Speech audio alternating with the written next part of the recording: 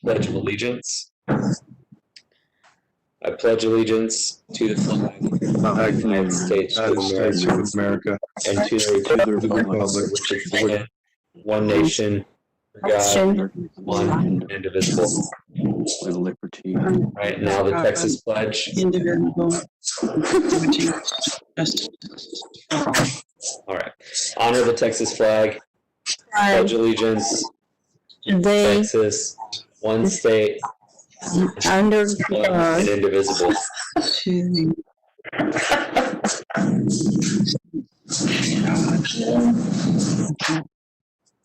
Okay. And if everyone can go back on mute who's not talking.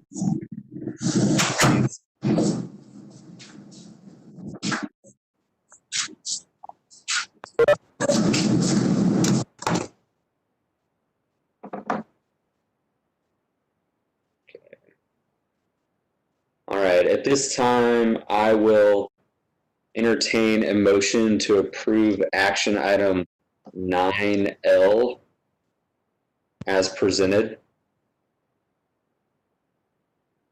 I make a motion to approve action item 9L as presented. Mr. Hawksworth, motion to approve. Do I have a second? I'll second. Mr. Williams, second. Is there any further discussion? All right, all in favor, please say aye. Aye. Aye. Any opposed? right. Okay. Motion passes unanimously 7-0. Mr. Hawksworth, motion to approve. Mr. Williams, second.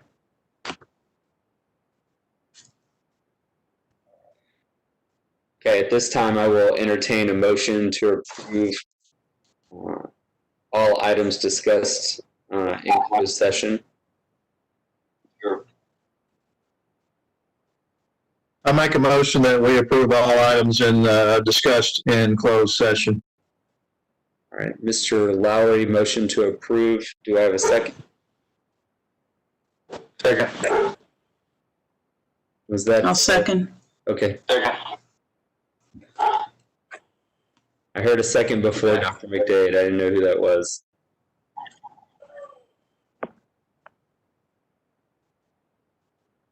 Okay. All right, any further discussion? All in favor, please say aye. Aye. Aye. Aye. Any opposed? Okay, motion carries unanimously 7-0. Mr. Lowry, motion to approve. I did not hear a second. I did hear Dr. McDade second, so I'm going to go Dr. McDade as a second.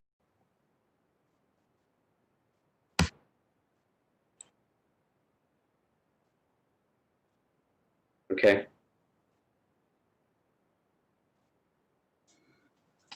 And we do not have anyone speaking for public forum. Okay. I'm going to, I'll go over donations. Do you want me to share my screen for that? No, I have it, Greg. It's fine. Okay.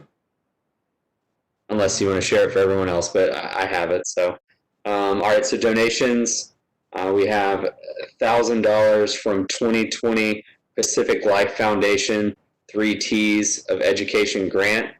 It's for teacher training, technology, or textbooks. AHS request for this grant was to help purchase 2 LG monitors for the production team to utilize a larger timeline for video editing and become more efficient. By Hilltop PTA in the amount of $3,698.85. Hilltop Elementary STEM supplies. And then by Argyle Lions Club, $50 for the Argyle ISD Police Department in honor of 2020 Police Week.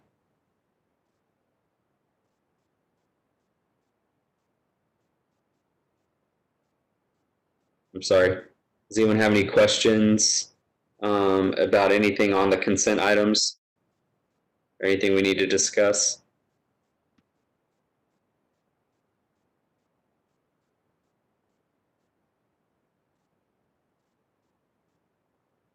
Okay, I'll entertain a motion to approve the consent items as presented. I move we approve consent items 7A through I as presented. Mr. Williams, motion to approve. Do I have a second? I'll second it. Dr. Bitter, second. Any further discussion? Okay, all in favor, please say aye. Aye. Aye. Any opposed? Okay, motion carries unanimously 7-0. Mr. Williams, motion to approve. Dr. Bitter, second.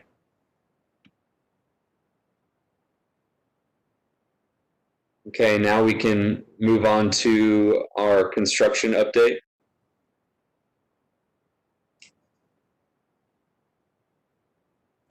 Okay, Jeff You Cohen. gonna be sharing the screen, Craig?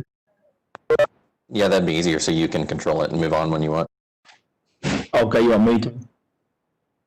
I can do it if you want, but if you do it, you can control it. Just share like I normally do. Yep, the box with the up arrow. Let's see, yeah, okay. Okay, all right, so first is elementary number 3, South Elementary. We have started design on that one. Met the design team. What's that? I met with the design team last Thursday, and they had a couple of new members on it that did not work on elementary number 2, so we walked it for about 2 hours. And our first meeting with them is scheduled for Wednesday morning to start going through some of the changes that we'll make on this next elementary. And then as you can see here, this is the tentative design schedule in front of you. I won't go into great detail, but we're looking to have construction documents out sometime late October and receive bids prior to going out for Christmas break. Hopefully we have it approved and contractor hired so they can start planning that project to start. So any questions on elementary number 3?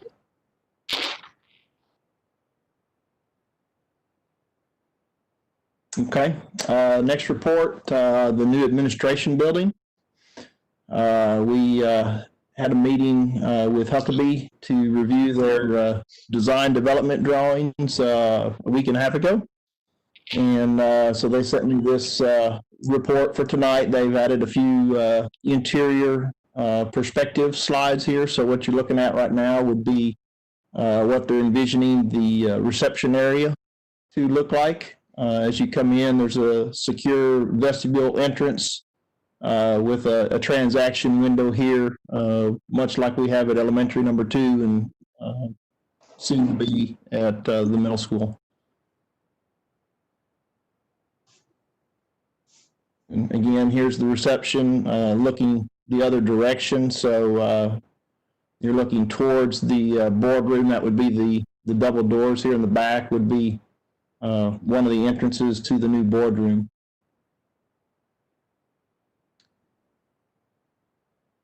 We are currently in the beginning stages right now of our construction documents phase. We have a meeting scheduled for next week to do a page turn in person with the architects. And then we will make some more refinements, and we're looking to have this one ready to go out by the end of July to start accepting bids, with construction to start late August, early September. The design team has been meeting with the town of Flower Mound. They'll be scheduling more meetings with them. Again, we did our design development page turn a week and a half ago with them via GoTo. They're continuing to have consultant meetings, and then they're continuing to work on the plans, and I get daily emails with questions, letting them know the things that we need in the building so that they can get the drawings to reflect our needs. They're continuing construction documents. We will meet next week. They're looking at doing their own internal QC meeting at the end of this month after we do our page turn. And then about a month after, we're looking to have those construction documents on the street. Are there any questions about the new admin building?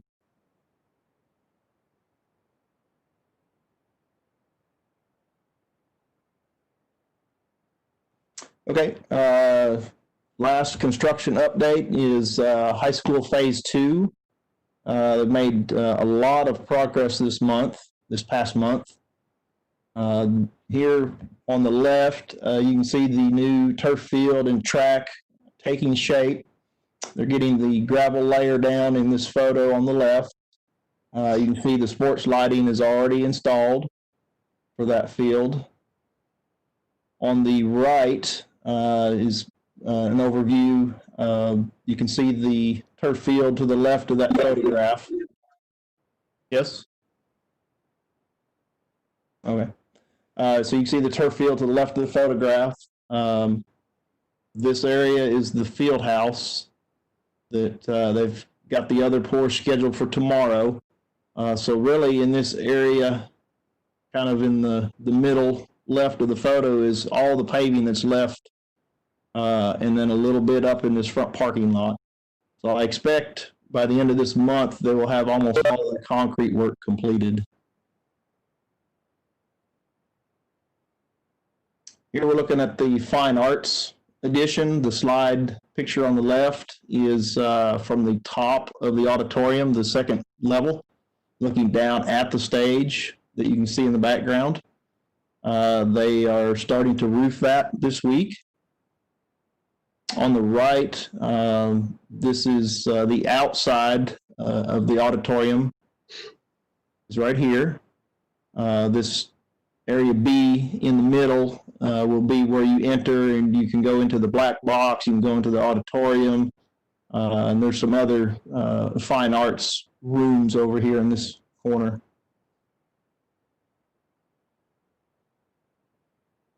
Here's the new administration wing. You've got an overhead direct down shot on the left, and then on the right you can see from outside of it, they were preparing to set rooftops the day this picture was taken. They're not installed yet, but they did go on later that day. All of the window frames have been installed. They're actually starting on brickwork this week on this building. Inside, they continue with their mechanical, electrical, plumbing rough-in, and we'll start closing up the walls very soon, and we'll start to see some finishes go on there.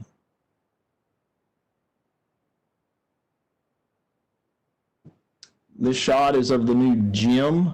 They set these two large trusses you can see in this photo that span all the way across, clear span.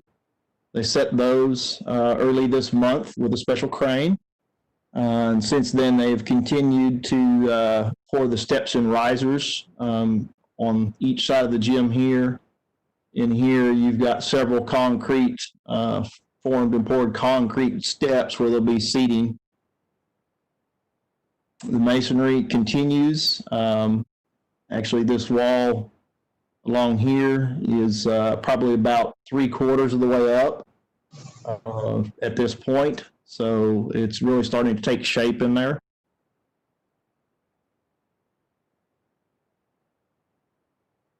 Here we're looking at the classroom addition, area J and K. The steel is 90% complete. The second floor decking is complete.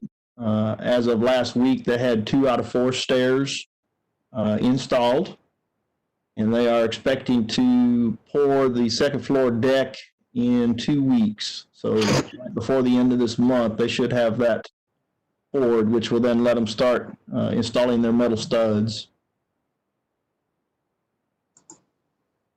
And in the background of the photo on the right here, you can see this yellow arm. That's the concrete pump. They were pouring the roof on the band hall the day this shot was taken. That was last week also. So here's the field house as it looked last week.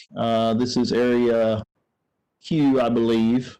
And then this area, which is area P, is going to be poured tomorrow morning. And again, as I said earlier in the slides, this area here just needs to be connected with concrete, and that will be all of the paving and parking on the project will be complete at that time. You can see on the left, here's some of the steel for this. There's some more here, and then even some more over here. So as soon as they pour that slab, they will move the crew from the classroom addition when they finish over to this to immediately start erecting the steel. Here's just some milestones. You can see that they've pulled out their schedule, their original projected dates on the left versus the actual dates on the right. You can see they're all tracking well ahead of their original projections. Particularly the classroom is actually improving as far as the actual dates getting better and better each month. The other areas seem to stay 3 weeks or so ahead, but the classroom seems to be doing much better. Hey, Jeff. Yes. Hey, sorry to interrupt on that last point on those electrical raceways. How significant is being 3 months ahead on that, and what allows that? What's allowed that is that they've gotten the structure up. So once they got that steel structure, they can start running all of their home run conduits, even before they pour the second floor. So there's already quite a bit of conduit in the air on that lower level. Okay, just curious to see something that far ahead. Just wondered what allowed that to happen. Yes. Yeah, it's because they got the steel erected finally. Thank you.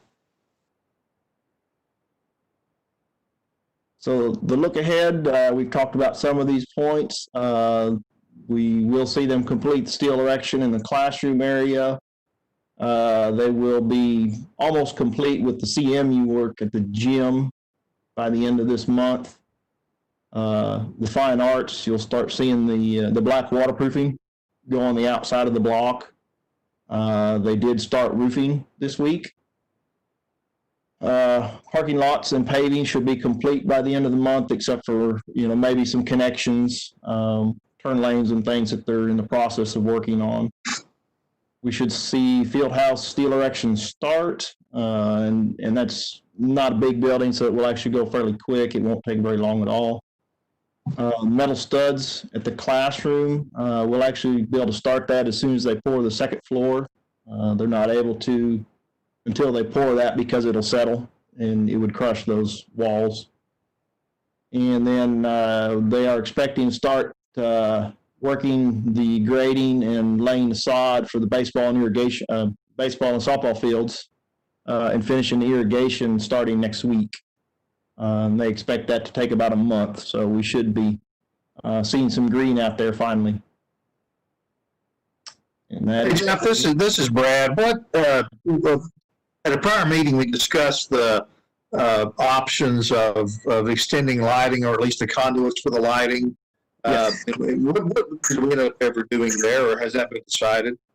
Yes, it turns out that the underground conduits to the light poles were already in their scope. So they have already gone ahead and installed that. So we won't have to be any trenching going across those areas at a later date to put that in.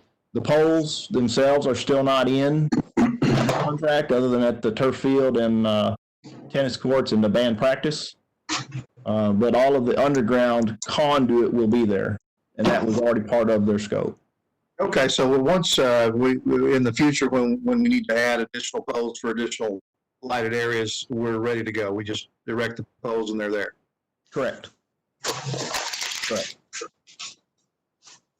Jeff, this is Craig. I remember you saying you got bids on that, and I think you and David were meeting out there to talk about other options as well. Is there any update on that, or are you still working on all that? I am still trying to get some historical pricing that we can review for similar fields in the area. I've asked for anything in the last 5 years, so we keep it current. I don't want anything too old, and I have not heard back from the vendor on those prices yet. Okay. And that's all still with Musco, or are you looking at others? We've been talking to Musco and Techline, so which are the two quotes we've gotten on the lighting package at this point. So I've asked for historical comparables from both. Okay, thank you. You're welcome. Any other questions?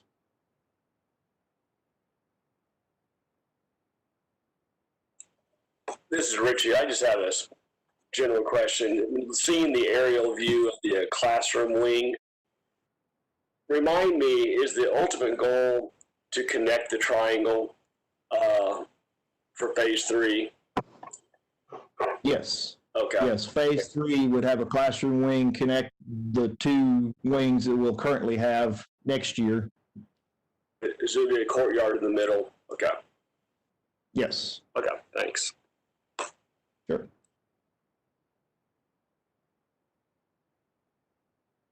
Any others? Okay, I will relinquish the sharing. Okay. Are you ready for me to go ahead then with the report I have, Mr. Slayton? Yes, ma'am. Okay, this goes along with what Jeff Cohen was saying, but it's about the Bond Oversight Committee, and it's also intended for everyone who's listening on live stream. We have sent out at the initiation of Mr. Helker a request for additional members for the Bond Oversight Committee. Mr. Helker thought it would be good. David Helker's the chair of the Bond Oversight Committee. He thought it would be good to add some additional people to the Bond Oversight Committee. So he put together a request, and then we've got a Google form, and that's gone out to the district, and a lot of people were already responding to it. We're really looking for people that have some connection to design and to construction. It can be school administrators, it can be architects, it can be construction superintendents, it can be people who have roofing businesses, concrete businesses, anything that's related to the industry. So that's gone out, and we are getting very, very good response to it. Tomorrow, Mike Morat, the Commissioner of Education, has a call with us. He does this frequently, usually Tuesdays, Thursdays, but at 3 o'clock tomorrow, and we're supposed to get some additional information on what funding could look like for virtual and what funding could look like for a hybrid next year, among other topics, among health concerns that we're talking about tomorrow. After 4 years, the light at 377 is actually flashing now. It's at 377 in Canyon Falls Drive.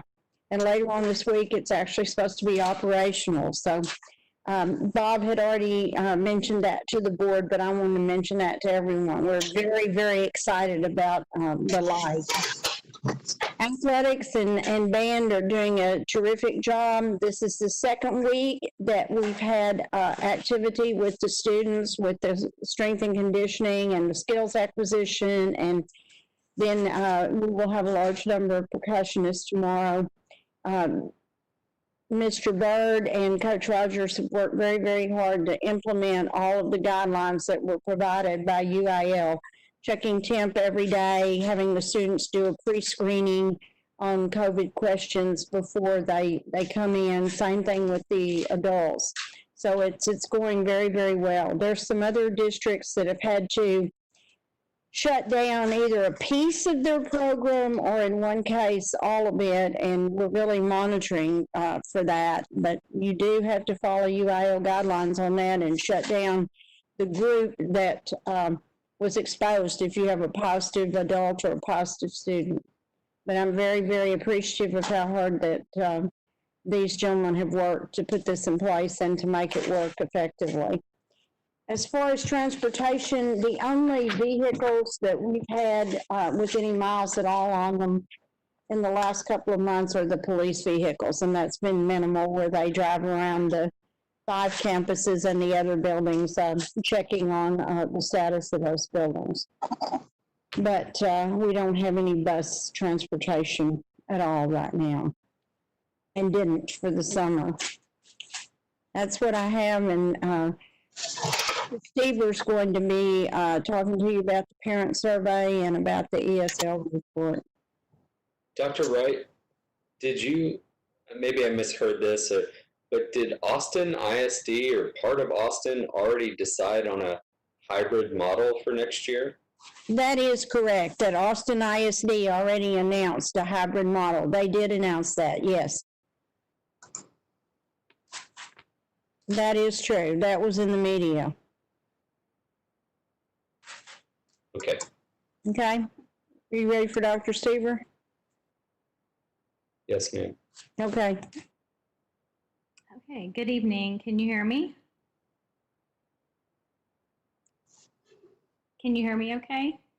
Yes. Yes, we can hear you. Yes. All right, so first I have the ESL report. I'm going to share my screen with you. So this is our ESL report for our ESL program for 1920 this past school year, and this was prepared by Holly Williams. So just kind of a brief overview of our pre-K through 5th grade program.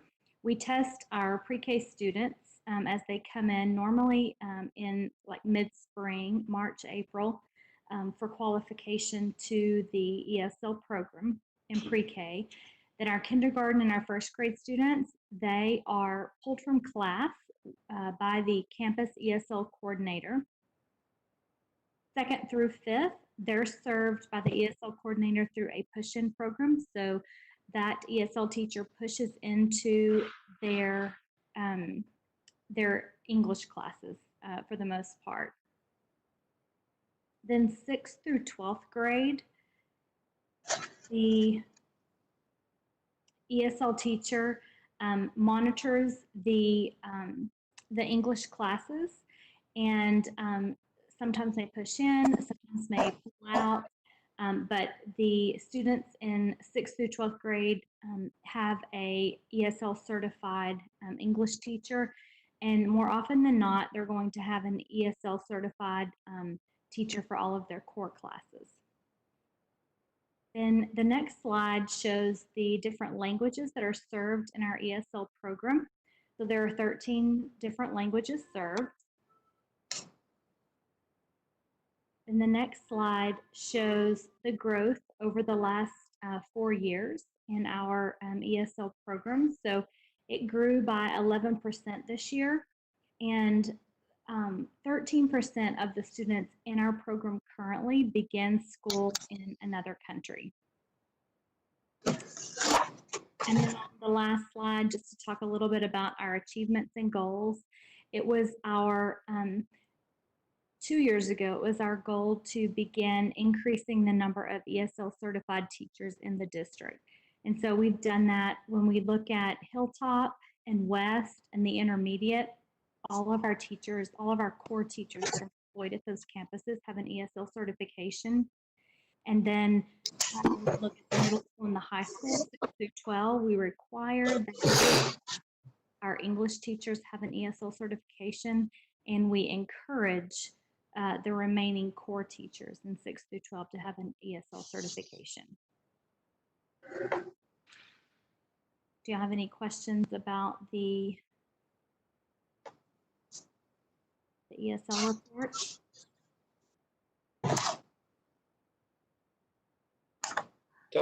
Dr. Siebert, I seem to recall last year there were 11 languages in the district. Is that correct? So there's 2 additional this year, or am I misspeaking? No, I believe you're correct. I would have to go back and look at, what we've added or what we've, maybe graduated. But yes, they change. They do change every year. You're correct about that.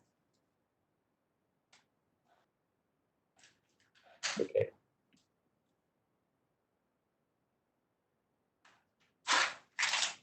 Any other questions about that? Okay, so the next thing I have is the COVID-19. Let me try to share that with you. the results from our survey.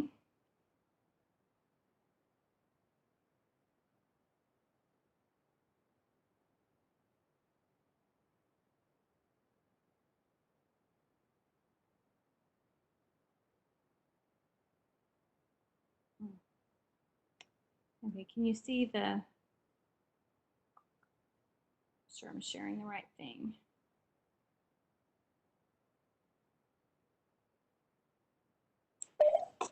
So what percent does that 1991 mean? Okay, so you can see the right thing. Okay, Yes. thank you, Richie. So 1991, that So is actually now we're seeing the other screen. Yeah. Switched. really, Switch back. There you go. that work? Okay. Yeah. Totally. Okay, so of our COVID responses, the survey that we sent out to parents, we had just under 2,000 responses. So that was a really large number just from the time frame that it was open. We have just over 3,300 students in the district, and if we look at the number of guardians we have listed in Skyward is just over 6,200. So when you think about the number of guardians, you know that in a just in a I guess a standard home, you may have 2 guardians, but if it's a blended family, you may have up to 4 guardians. So I think we had a really good response in just under 2,000. Does this response rate include Argyle ISD faculty? It does, yes. Yes, so if you look at these, so when you see the number of responses on this next slide, it's going to be more than the number of persons that filled out the survey because they could select more than one. So they might have selected that they were an employee of Argyle ISD and a parent, or just an employee. So the percentages won't add up to 100, if that makes sense. So just under 95% of the individuals that fill out the survey did have children in Argyle ISD, and we had 215 individuals fill out the survey that were parents also, or that maybe were just employees. I'm sorry, I should have said just employees. We had 104 students fill it out, and then we had 14 individuals that filled it out that were just community members, and they didn't have a student in the district. So the first question, or the second question we asked was, which school does your student attend, or which student will they attend this next school year? So again, they could have chosen more than one, so these percentages will not add up to 100. I thought it was interesting that the majority of individuals that filled out the survey had a student in our secondary campuses, especially the high school. So then we asked, do you have a child that has a compromised immune system? 91.5% said no, 8.5% said yes. We asked if they had an adult living in their home that had a compromised immune system, and just over 86% said no, 13.7% said yes. Then we asked, if allowed by law, how comfortable are you with sending your child to school next year in a traditional classroom setting that includes in-person learning? So 67.4% said, yes, I'm comfortable sending my child to school.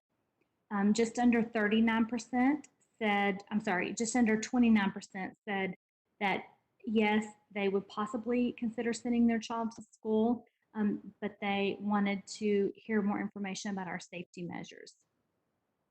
And then the third choice was, no, I'm not comfortable sending my child to school next year, and I want to consider virtual options. So again, when we look at that number, 3.7%, it's a small percentage. But we don't know if we would need to look further into that may not be 97 students, that mom, dad could have filled out the survey, stepmom, stepdad could have filled out the survey. So there could be up to 4 individuals filling out the survey for any given child. Then we looked at if modified learning is necessary in the fall, so our hybrid model. Would you consider sending your child to school? So 80% said yes, 20% said they were not interested in that. Then we asked the top 3 factors that would most influence how a parent felt. I'm sorry, Dr. Stever, can you go back to that one? Yes. You said that 80% said yes, 20% said no, they're not interested in that. So do we surmise that to mean that they only want in-person school? Based on the comments that we received, yes, I would definitely think that that is what by far the majority of our want to do. Okay, thank you. Sure. So then we asked them to look at the top 3 factors that influence how a parent would feel about school in the fall. So again, they could choose 3. They chose the number 1 choice was the child's academic growth. Second was their social and emotional well-being. And then third was their child's health and risk of exposure. And then a close fourth was participation in extracurricular activities. Then we allowed parents to provide comments or, suggestions. And, there were close to 2,000, so I definitely won't go through them all, but pretty much overwhelmingly it was, that they wanted their children in school for the traditional experience.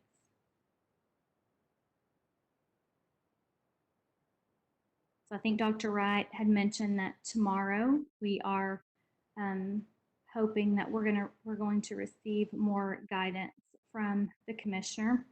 So I'm hoping that we have more information after tomorrow afternoon to share with our staff and with the board and with our community.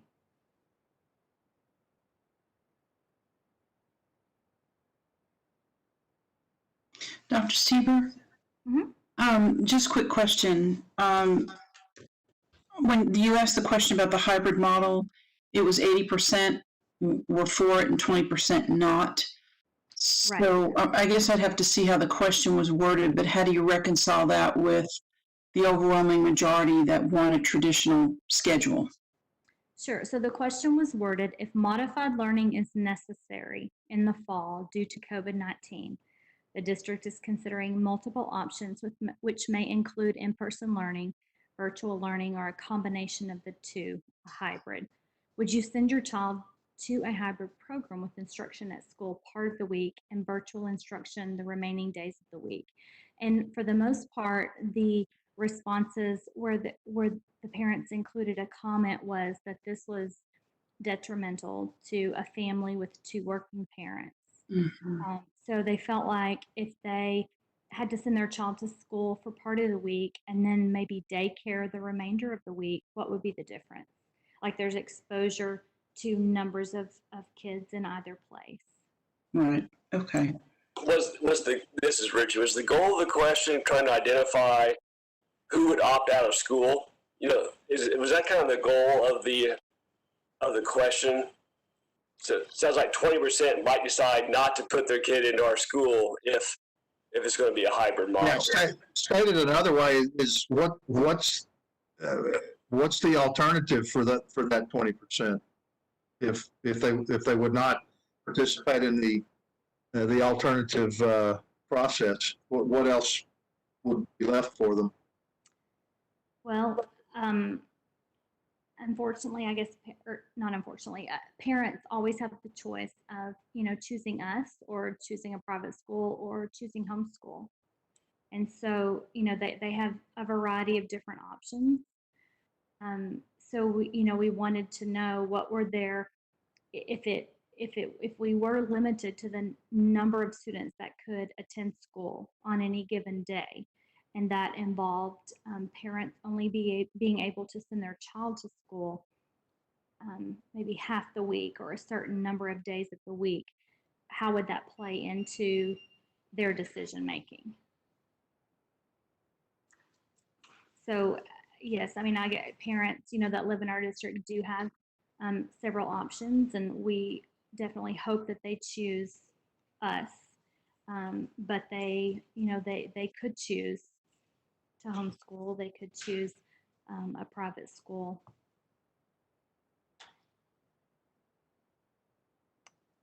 Did that answer your question? Yeah, I think Richie worded it well. Just, what was the question designed to get at? And that was, because that's, the question, of course, is premised on the fact that we have had to go to a plan B. And if that is the case, then, what are our options? And so I think probably 80% is a pretty good number actually there. Right. It seems like people are saying, what Ms. Steva was saying is if we're going to be exposed part of the time, I mean, I'm extrapolating, but it sounds to me like people obviously, which we knew, are going to be in favor of traditional education. So no surprise. But it sounds like they're saying that, if we're going to be at school, we would prefer you guys to, isolate people who have to be at home and just kind of have them at home. And other people that can be at school all the time, as opposed to forcing everyone to have a blended model. It seems like that's how I would interpret your results. That's a lot of the comments I heard as well. Was following that pattern. Yeah, and there's some logic to that too. So. Right, and I think it goes back to what Dr. Stever was saying too, about if the child's going to be in daycare part of the week and school part of the week, the parent's preference would be to have them in school the whole week. Yes, I think a lot of it was, for families that have two working parents, that mom and dad or the guardians in the home both work, that it was very much of an inconvenience if they were not able to be in school 5 days a week. If they had to, maybe it was an extra expense or just an inconvenience or all of the above, if they had to, be in school part of the week and daycare the other part of the week. But don't you also think, Dr. Steve, they're just saying that even medically it doesn't make a lot of sense? In other words, if it's about isolation or separation, but you're all together for a majority of the week, it really negates it from a medical perspective anyway. Absolutely. Right. Yes, Yeah. I think that is definitely what the majority of the parents are saying.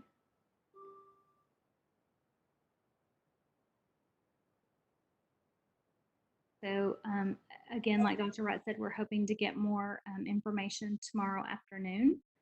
And we're hoping that that's good information for us and that we can, come back in the fall. That's definitely what we're hoping.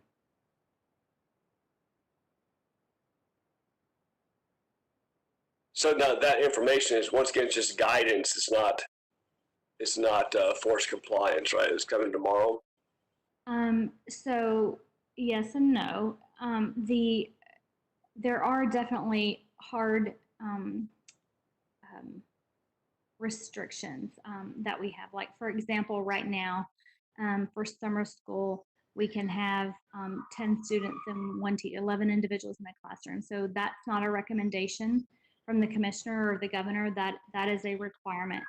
Recommendations might be, that we wear face masks or things like that. But there are things that are restrictions, and then there are things that are guidance. And so as far as the governor opening the state back up, where he's saying that our our classroom size can only be this, and students have to be spaced so far apart. Those are hard and fast restrictions that we are required to follow. Okay. Those hard and fast restrictions are only restrictions from the governor, Dr. Stever, or you can also have hard and fast restrictions from the education authorities. So Dr. Wright may want to add into this, but I think my understanding and what I perceive to be the way things are is the governor determines what the guidelines are, and then the commissioner may make recommendations or whatever based on those guidelines, but the guidelines, the restrictions come from the governor. Those TEA guidelines for summer school, it was a 10-page document, 8 or 10-page document, but that came out based on what was going on at the state level, and then there were restrictions and recommendations for summer school. And Liz got something that said that they were postponing the call till Thursday. I hadn't gotten that yet from TEA, so we're not sure then that we'll get anything tomorrow. Dr. Wright or Dr. Stieber, has the governor given any type of information as far as when he's going to make a decision for the fall? We had gotten information saying we were having this call with Commissioner Morath tomorrow, but two of the things that were supposed to be discussed at that call tomorrow at 3 o'clock, and now maybe it's going to be Thursday, but at any rate, they were supposed to talk about how funding would be handled for virtual and how funding would be handled for hybrid. Those were two of the big topics, and also health considerations for the fall. All three of those topics had been listed. Okay, but no timeline or indication from the governor's office on, a date by which they would make a decision for school districts? I haven't seen a specific date, no. And some of the school districts have backed their calendar up to the 3rd of August. Ours is still set for the 17th of August, but some have backed the calendar up. I believe we would be better served to add minutes onto the days or to add on to the end of the year if we have to, than to have gone all the way back to the beginning of August. They really have even less time to get ready now than they did, but some have adjusted their calendar, thinking that they might have to shut down at some time during the year. Dr. Wright, do you believe that the district will need to be prepared to have the traditional track as well, even though it'll be for a minority of students, but a track from home, a remote learning track, almost certainly? Is that what you guys have concluded? Yes, I believe that we have to have two options. That we have the data here that shows that almost all of the people want the home, face-to-face experience and not the home experience. But yes, that we will have to have maybe not a blended model, but a virtual model in addition to. Right. Maybe even people who would love to have the traditional path, but just can't for medical reasons. So how are you going about making sure that every class, because you won't be able to predict which ones, that have students that need virtual learning, what are we doing to ensure that the virtual learners will have the same access to the coursework? Well, that's part of what the task force is working on. But like, for example, you would have a second grade teacher that was in charge of the virtual learning experience, depending, of course, on what grades these students are in, or a third grade teacher that was in charge of the virtual learning experience. And there's a lot of ways that you can incorporate the virtual learner into the regular classroom too. That teacher who's doing regular instruction can have a WebEx going and be including the virtual learner.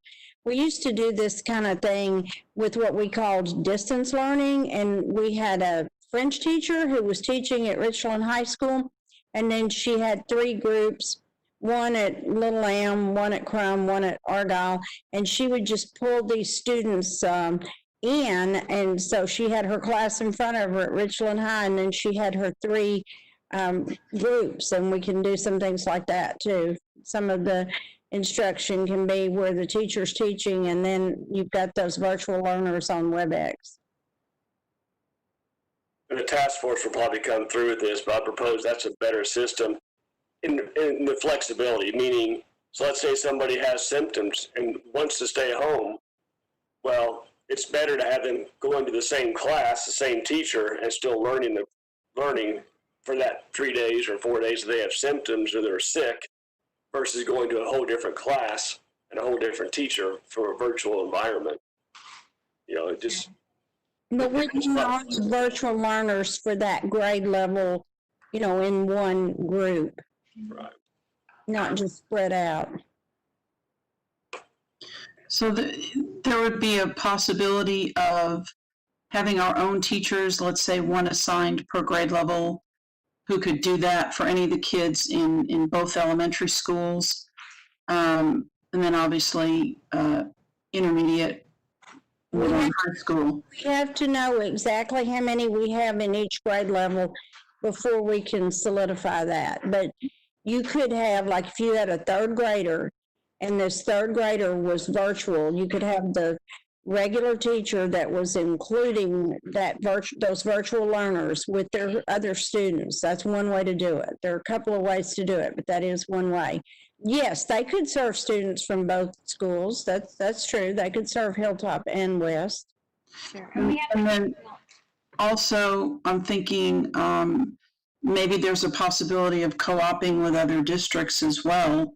Well, that's an interesting comment, because that's one of the things that there are 11 superintendents in Denton County, and that's one of the things that's on the agenda to discuss on Wednesday, is a co-op of that kind for the virtual learners. Right. And then you would also possibly have an option. I know, like Texas Tech does K-12 education as well, that they've just offered in general online.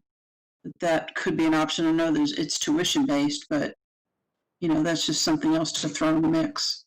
But it would, of course, be our goal to retain those students as Argyle ISD students and make sure that they had the opportunity to be in school in Argyle and not have to look to homeschooling or private school, but that Argyle ISD would provide for them. If what they have to have is virtual, then that we would provide that and we would keep them enrolled in our school.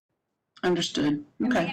We have the capability of virtual being as, you know, for example, if it's a biology class, the child who's participating virtually to actually participate live virtually in the class.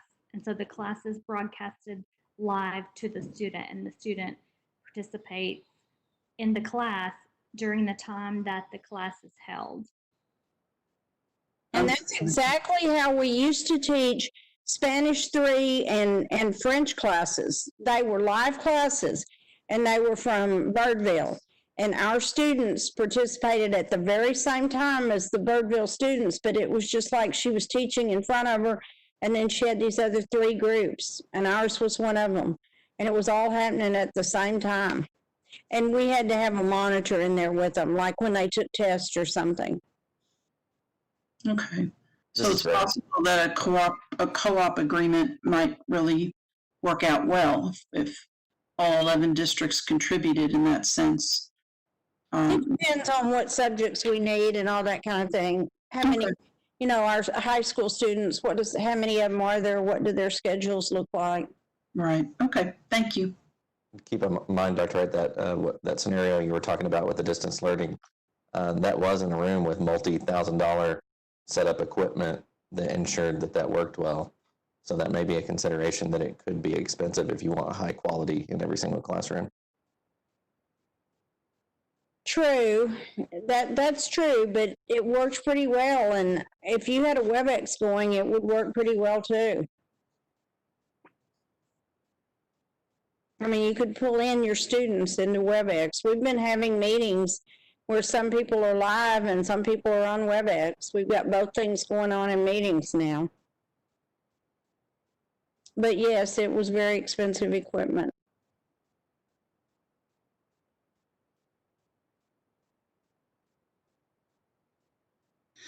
Dr. Steve, are you guys planning a second survey at some point, maybe after you get some more guidance from the state? Yes, we are. Definitely. So our next step is just waiting to see what guidance we get this week, and then moving on from there as far as additional surveys and planning with the task force committee.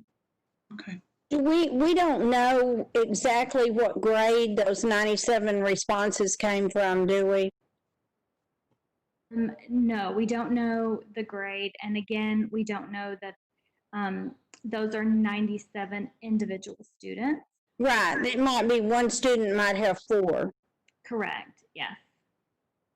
But that'll be a dynamic thing throughout a semester as kids may get sick. There may be kids, there's going to be a population of kids who absolutely are committed to coming to school until they get sick. And it won't be a whole semester thing. It'll be a week or a month, but it won't be the whole semester. Right. We're hoping we get some guidance from the governor and the commissioner on what those types of things may look like and what kind of flexibility we have to, for a student staying home because, maybe they're waiting on test results or they suspect that they may have COVID. Like, what does that look like? And can they just fluidly move between in-person instruction and virtual instruction? What would that look like? And for that group, it's going to be tricky to go to a different professor who's at maybe a different place in the coursework. And that's where it would be nice if their professor was on WebEx and they could just stay in tune with where they were and what they'll come back to. Yes, I agree.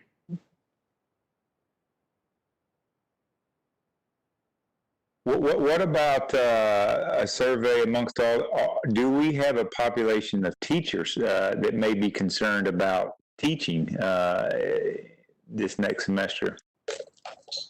So I may want to let Mr. Daniel jump in on that as far as an HR standpoint. I think we're all going to be, as far as public school employees, subject to the standards and the guidelines that the governor sets forth. But I don't know if maybe Mr. Daniel wants to jump in and say something about that.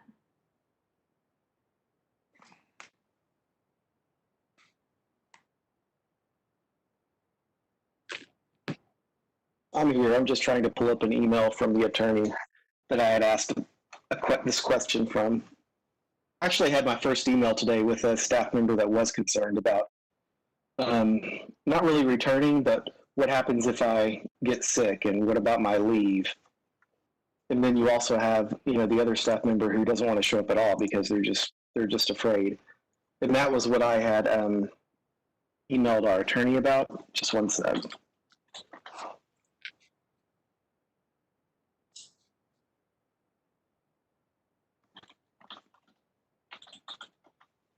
Sorry, you caught me off guard. Sorry, Chris.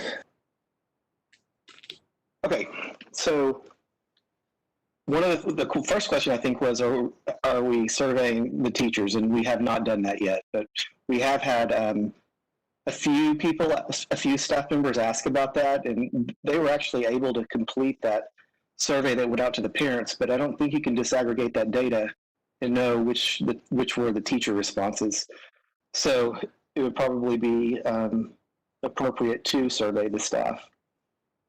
And so basically, if we have a staff member that is sick or worried about coming into work, then what we do is we go through disability and FMLA.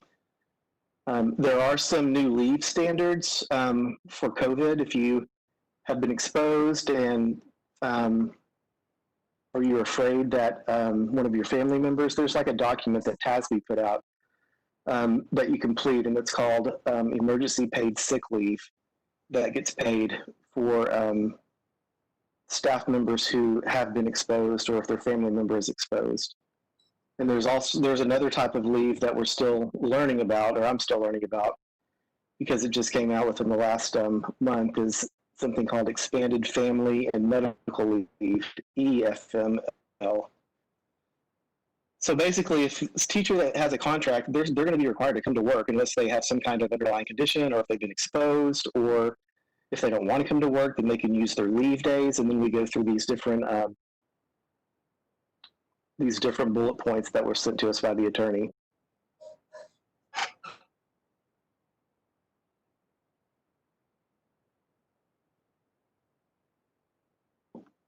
Any other questions about that? I can give a report on all of this leave. I'm just at this point not well versed enough because it's so new to explain it to you. No, we don't need to go through all that. I just, I just don't want us to be caught flat-footed with school opening, and we have, a handful of classes that the teachers are like, no, I don't. I'm hesitant to be here. I have a reason I can't be here, and that puts us in a tough spot. Right. Well, today, like I said, I had an email from a staff member that was concerned. They just wanted to know about what happens if they got sick. But I also had another long-term sub that emailed me that was going to cover for one of our teachers that's going to be out for maternity leave, FMLA. And she said that she's not comfortable coming and being a long-term sub, that she wanted to see if somebody else wanted to do it because she was not going to do it. Mm-hmm.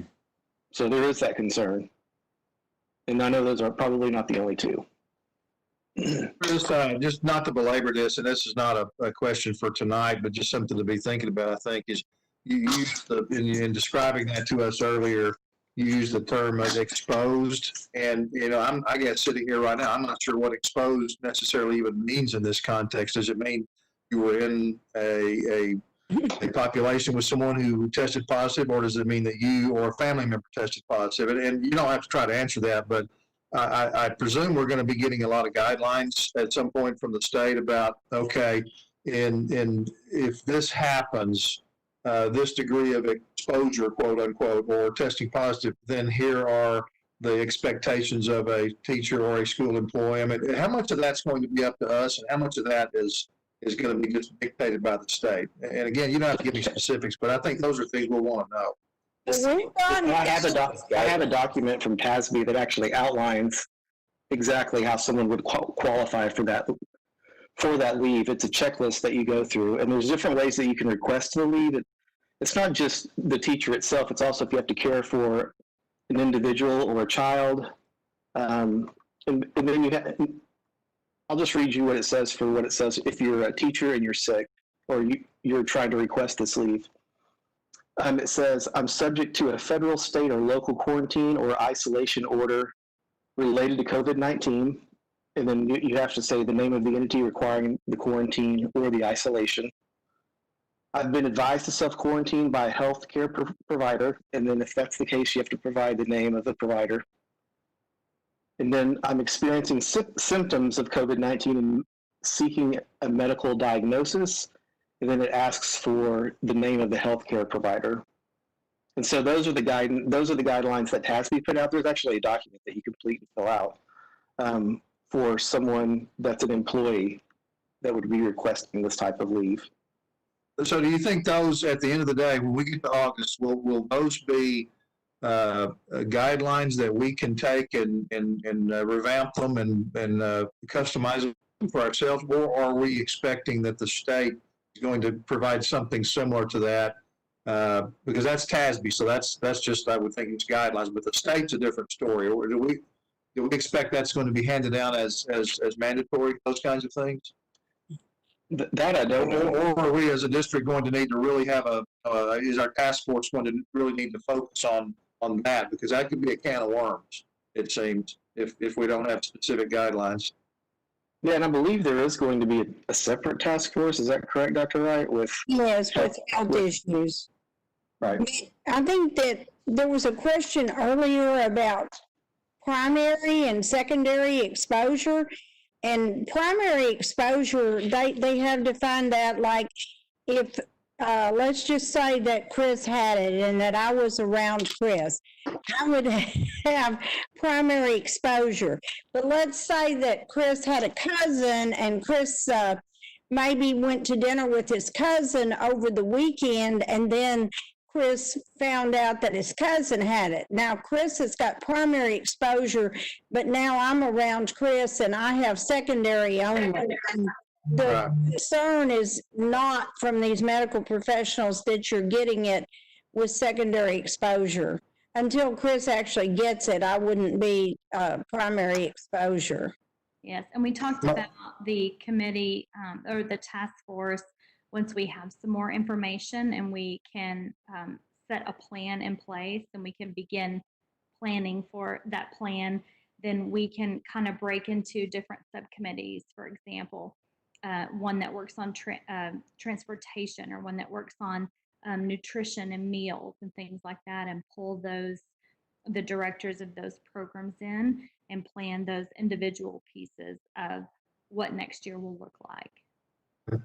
And see, that's one of the biggest concerns that Amy Bresnahan has voiced, whether we're looking at actually seating these children in the cafeteria, or whether we're looking at having to have food that is either delivered to their classroom, or whether they come and pick up their food and take it back to their classroom. Because some of the guidelines that are utilized for hybrid and are considered for face-to-face, one of the things that they talk about is keeping the teacher moving instead of the students. Like if I had a group of 20 students, that the teacher, all the teachers that taught those children during the day would come to that room, and they would all be kept together in that room. That's one of the things, and that they would all eat together, that they wouldn't be, even if it was a face-to-face model and not a hybrid model, that you would move the teacher and not the students. I just think this is, I think, yeah, I don't think there's any question. Most of us really want to have a traditional year and get back to normal as much as we can. And we all hope we can start that way and finish that way. But this is going to have to be one heck of a dynamic thing, because we just don't know what's going to happen from day to day. We're going to have to be, and I know we will. I have every confidence that we will. But we've got to, I think, whether it's from the state or our own doing, we're just going to have some very precise, very black and white policies and procedures, or else we're going to find ourselves with just, covered up in gray areas, I think, which could, really be a problem. So that's, I know we're working toward that, but that's just, this is a big undertaking in order to achieve what we want to do here. And there are lots of ways that we can make some of these things happen. We've gotten guidance that we need 45 square feet per student in the room, but we can stagger the dismissal times even, so we don't have so many out there together. We can stagger arrival times. Even at high school, we could stagger bell schedule. High school is much more difficult to move the teachers. That's almost impossible at high school, but at elementary, you could do that.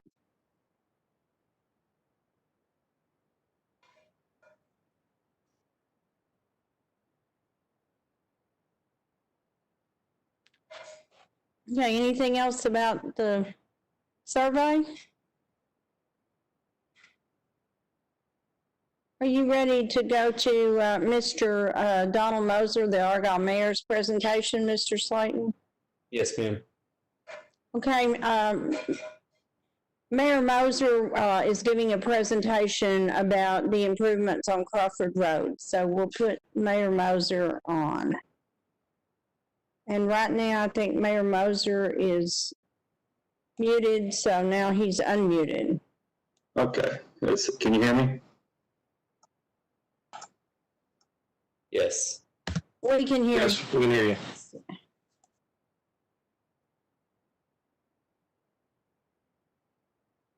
You're back on mute somehow. There we go. There you go. Okay, I thank y'all for allowing me to come up and give y'all an update on Crawford Road. It's been 3 years that we've been working on this, and I started this with then Commissioner Eads, that we got this thing going, and we developed a partnership. The only way to get this to go is to get interlocal agreements with the city of Denton County and ourselves, because of the issues that the Crawford Road posed, being in 3 different entities. So what I suggested is that the town of Argyle would take over all of the maintenance and the future of Crawford Road, as long as Crawford Road was rebuilt, not overlaid or recovered, but rebuilt to a high standard, to a high engineering standard. And then we would take over its future from there. So that's what we started with, and that's where we've been going. At this point, we've been working on engineering standards as well as easements, as far as the utilities and the easements from the different citizens there in the community. Before we get too far into it, I would like to bring in, right now we've got two individuals, Mr. Jeff Shears from our engineering partner, that's also going to be working with us on this, or has been doing a lot of work with us on this, TMP. I'd like to be able to give him some time to go through the, y'all have the presentation that we put together already loaded up, or are we supposed to provide that, put that up? No, Greg can put that up. Greg can put it up. He's talking about the PowerPoint, Greg. Yeah, the PowerPoint. I can put it up, but it'll work better if they do it themselves because they can advance it themselves. But I can do it. You just have to tell me every time. I am here. Jeff, do you have the PowerPoint? I do. Okay, if you want to run through the Let me PowerPoint. see. Yes, I can do that. Let me see if I can.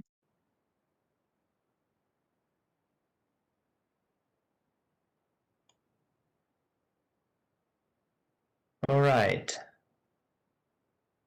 I'm not real familiar with Cisco. I clicked something, but I can't tell it. Do y'all see the PowerPoint now? There we go. Yeah, it's there. Okay. Yes, we do see it. We see it. Very good. Like Mayor Moser said, I just take a quick opportunity to say thank you all for letting us take a few minutes and present this project to you.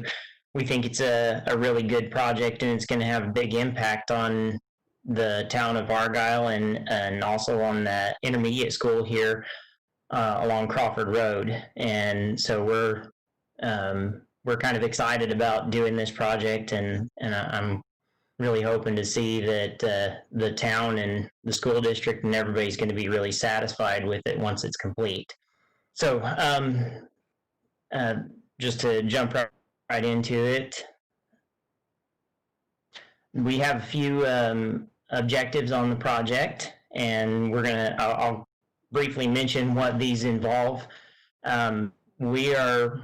One of our main objectives is to improve the traffic capacity on the road, and the primary mechanism we'll be doing that is by adding turn lanes and adding a roundabout at John Payne and Crawford Road intersection.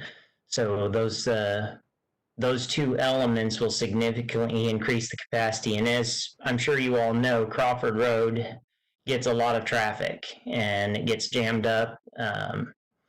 And so these small things, they don't look like a lot on the ground, but they will make a big difference.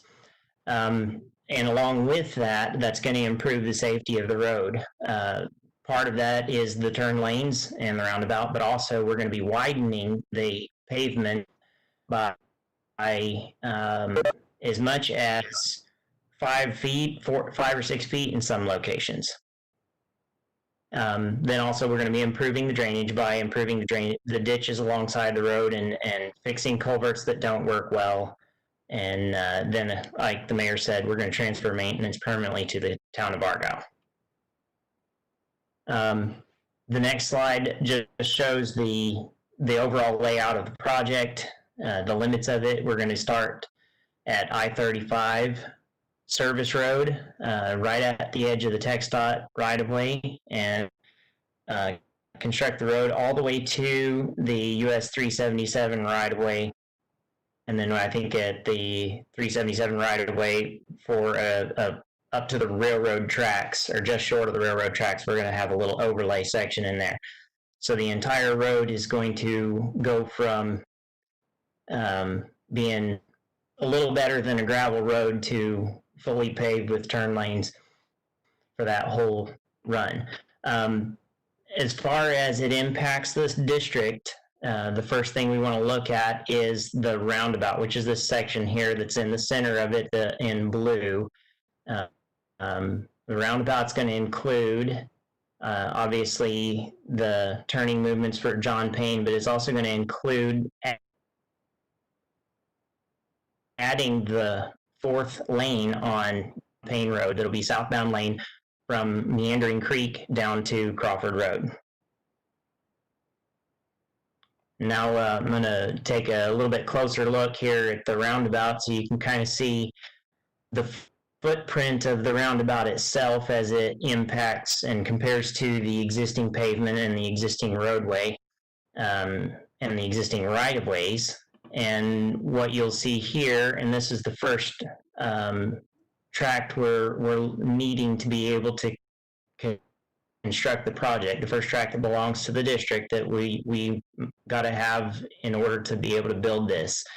And as you can see, there is a piece, let me see. Can you see the laser pointer? Yes. Okay. In this section where my laser pointer is, this whole section along here is existing right-of-way dedication. It's also part of this triangular tract. Then also you see there is two water lines that run through on a diagonal, and then they go into easement that's on the Country Lakes HOA property. And then also there is a gas gathering line that runs across this tract to the north and then goes on to the Catholic Church's property. So this little triangle is pretty cut up already, but we're going to utilize most of that land in order to construct the right turn slip lane from John Payne, which that's actually another big component that's going to improve capacity. If you've been to John Payne, I think that road probably backs up in the mornings when people are leaving Country Lakes area to go to work in the mornings. Majority of the traffic on Crawford Road actually does travel westbound toward I-35W.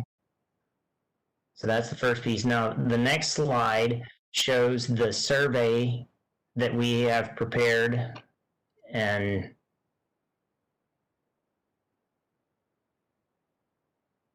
you can see, again, let me get my pointer here. Here is the outside edge of the triangle piece, like that. And up here on the northern portion, highlighted by this note here, that is all right-of-way. So this line right here is dedicated right-of-way. It's actually still part of that tract, but it was dedicated. And then also you have the Argyle water supply easement that runs diagonal across here, and then the gas easement that runs here. So that's the remaining portion of land is this small piece here. And I don't actually know off the top of my head what the area of that is, but that's what's left of it. Does anybody have any questions about the roundabout at this point? Talk about the ease or the lack of ease with which a school bus can navigate the roundabout.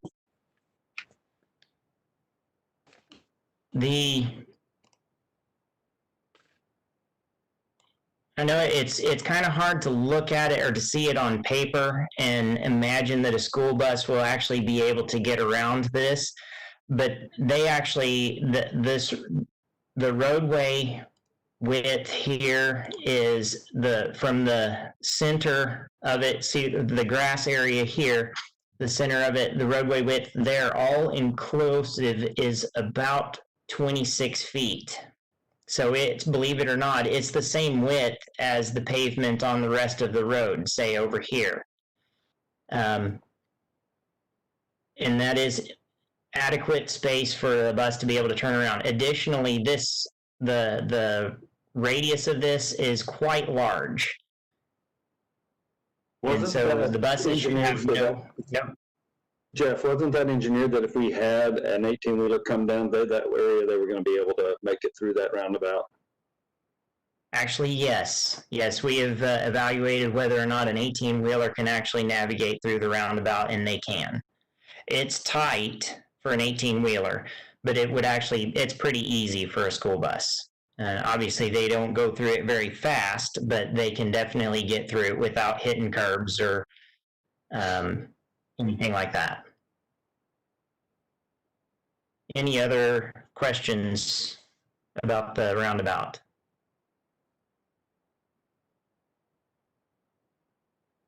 All right.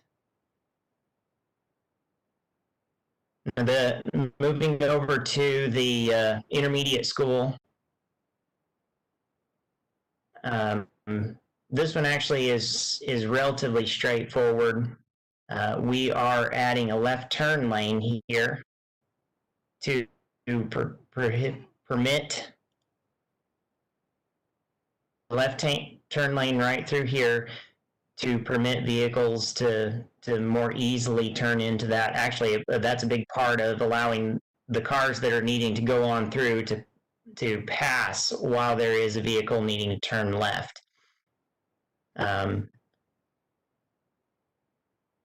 So that's a big reason that we're needing to get this piece of right-of-way in here, and I'll show you what it looks like on the exhibits in a moment here.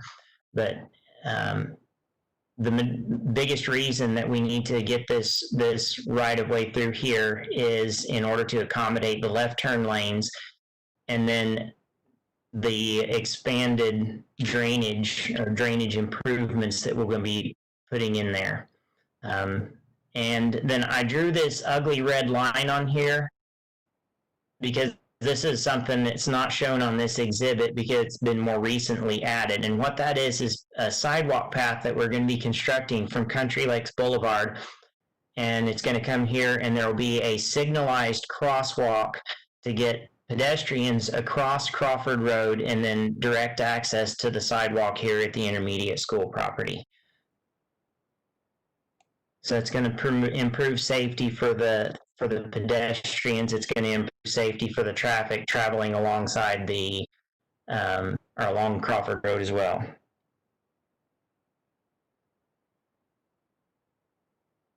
As far as the design elements, that's basically it. Anybody have a question about this exhibit before I'll show you the right-of-way sketches. Of course, you have those in your packets as well. Very good. A portion of this right-of-way here, the existing property line goes to the center of the road, but a portion of the right-of-way is prescriptive. Basically, to the power lines is prescriptive right-of-way. So along the overhead electric, that is the limits of prescriptive right-of-way existing. So the actual right-of-way acquisition in this section is just 0.367 acres.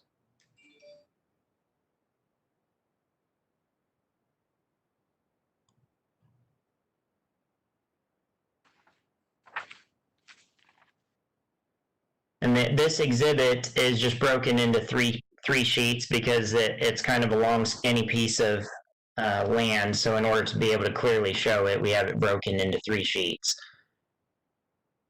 Does anyone have a question about that? I have a question about can you go back 2 slides? I can.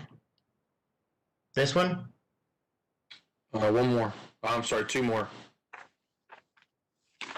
Oh, back to here? Oh, sorry. Yeah, that.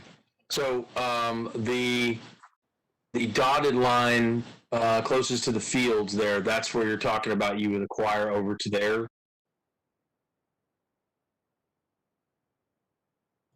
This line right here along the sidewalk is the proposed right-of-way line. Okay. So in the town of Argyle, I guess we have a tree ordinance. I see that's pretty much taken out all those trees along that road. So is there a plan to put those back on our property somewhere else? As of the moment, we haven't discussed tree replacement, but not Are we all of actually the trees. expanding the road that much? I'm sorry? I'm sorry. Jeff, we're actually expanding the road that far? Or that's just the. Actually, the reason for the right-of-way is also to provide adequate space for drainage along here. So we are, even though the roadway improvement stops here, we are going to use a good portion of this area for drainage ditches. Now that, again, that doesn't mean all of the trees are going to be removed, but definitely some of them will need to be removed in order to construct the project. Okay, so I guess you guys will work with the city to figure out how those get replaced and the caliper wrenches and all that stuff. Or the city replaces them. I don't know who does that. Town, excuse me. We'll discuss that with the city. Since you brought that up, I'll make a note of that, and we will have a conversation with the city about how we want to address that. Okay, Yeah, thank you. I'll write that down right now. Do you at this point have anything that shows how many trees, or is that not determined yet? That is not determined at this point.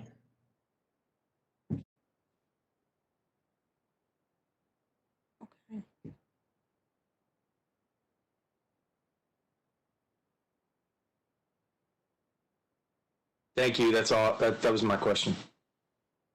Sure.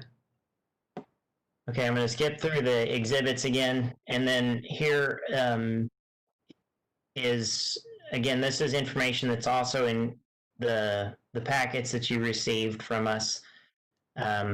This just gives you the offer amounts again. And at that, I'm just going to, I have one more slide to show, and then I'm going to turn it back over to the mayor. Oh, actually, two more slides, I'm sorry. The current schedule of our project is, our goal is to start construction in September. So we're looking to complete our plans by the end of July and advertise in August, and the construction would start in September, which is a little bit, about a month later than what this schedule is showing right now. And then the final slide is just showing the participation of the different entities that the mayor was referring to with interlocals. So Denton County is contributing a good amount to this project, the town of Argyle also, and the city of Denton is contributing a portion to be able to build the roundabout. So I have two questions in regards to transportation. First one, Dr. Wright, has it been looked at bus transportation, how that's going to be affected with construction on Crawford, and then also, I guess, emergency services, Mayor Moser, how is that going to be affected as well? I'll start with emergency services. The construction of Crawford, unfortunately, flat out, it's going to be a nightmare. Because the way the traffic we've talked about flow is going to have to be during, if I'm not wrong, we're going to construct the roundabout first, correct? Jeff, that was kind of the. We have discussed some elements of phasing, and yes, the right-of-way being constructed first is one of the, or actually at least a portion of the right-of-way being constructed first. Right. So the traffic on Crawford is gonna go up to the west, and is going to be diverted into one way to the west up to C. Taylor, back around C. Taylor to Old Justin, back around Old Justin down to 377. And for people entering into Country Lakes Estates, meaning they would have to enter eventually, at some point they would have to it would go in a one-way as well. At different phases of this, it's going to stay 2 lanes at different sections, but as we start diverting traffic in a one-way coming around from C. Taylor to Old Justin, we're going to talk to the state about putting in a temporary light at Old Justin and 377 for a temporary construction light for the safety, public safety as well, because there's going to be so much traffic coming in and out of that area. We have talked to the fire department about this and how the access is going to be, and just let them know that it's where it's going to be and how they may have to have Denton cover part of it from Station 7, depending on the different phases of construction. Station 514 may be primary versus Station 511. Those are the concerns, that it's going to be dynamic and very fluid as the construction continues. Does that answer your question, or? I don't know. I mean, as best as I can, I do think getting a traffic light there would be a great benefit, especially in regards to safety. With all of the increased traffic, it's hard enough getting out of there when school's in session, with Crawford being open. So I can only imagine the potential for wrecks being increased if there weren't a traffic light there. So I'd definitely be an advocate of having a temporary light there. Yeah. What's the time again? How long will we be going west only? We had been told that sometime back we'd have to run the buses west only, but how long is that time? For how many months do we have to run the buses west only? Jeff, what's your thought on that?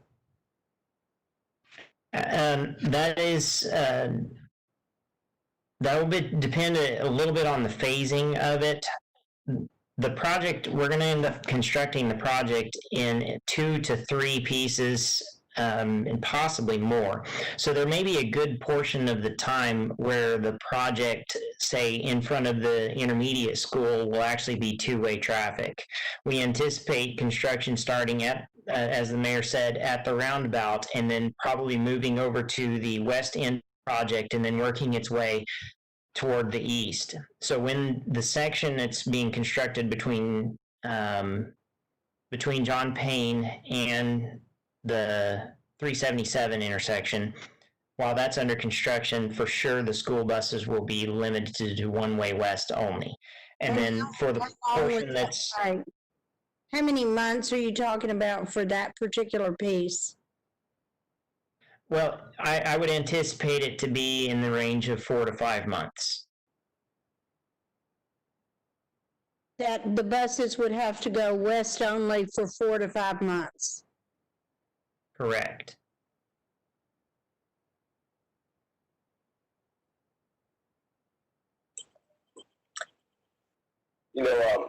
This is Richie Deffenbaugh, and looking at the drawings and your roundabout.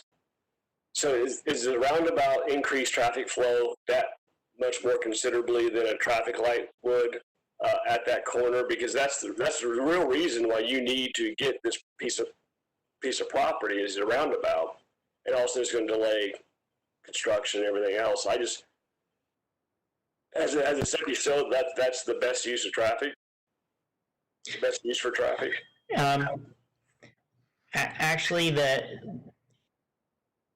a well-designed roundabout can function better than a signal.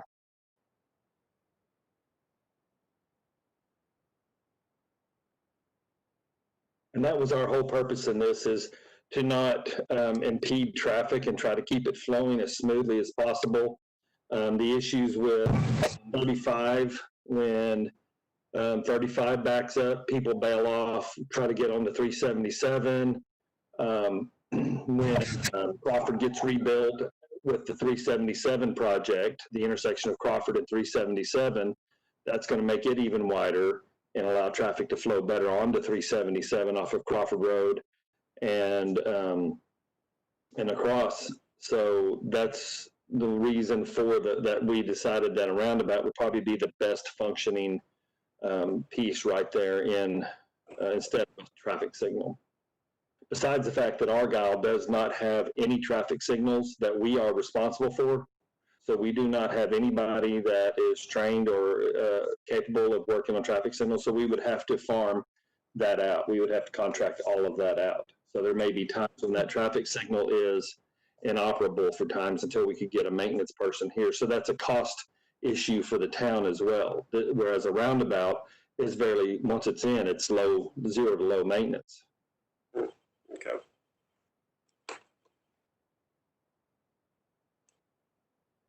All right. One thing that we looked at that y'all were sent were the cost perspectives on the acquisitions of the 2 different pieces of property that our engineers did the workups on. Did y'all have any questions on those? We did have a question on the comparative analysis between what Denton CAD shows on parcel 2 for the taxable value and what you're showing. Can you address that? Wasn't that, Jeff, do you have, I remember Gary talking about that, the differences on that. Do you have that information? If I understand the question correctly, you're asking why is there such a big difference between the appraised value and the appraisal district value? Is that correct? Right.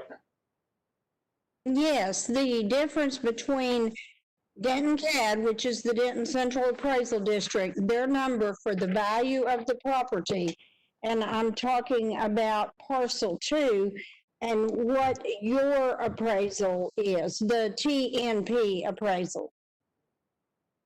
Yes, and actually we have with us here our right-of-way group director who's very familiar with the process of appraisals. Jennifer, can you answer that question?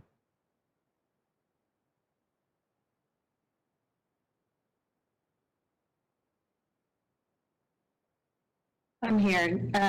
So I'm actually digging back in the file to look at the value that was on the Denton Appraisal District for that parcel. But the appraiser looks at market value and what are the circumstances there. So they've looked at, that a pretty large portion of that tract was dedicated already as a roadway, and then the large easements, and then he looks at comparable properties that have actually been sold in the market. I'm not sure that, the Denton Appraisal District really goes to that depth when they're looking at the value for the property. And I'm also not sure, let me find it just a second. So I'm sorry, while you're looking for that, you mentioned that the appraiser looked at comparable properties in Argyle and still came up with that number? That's correct. It's the comparable properties are actually that he utilized are in the appraisal report.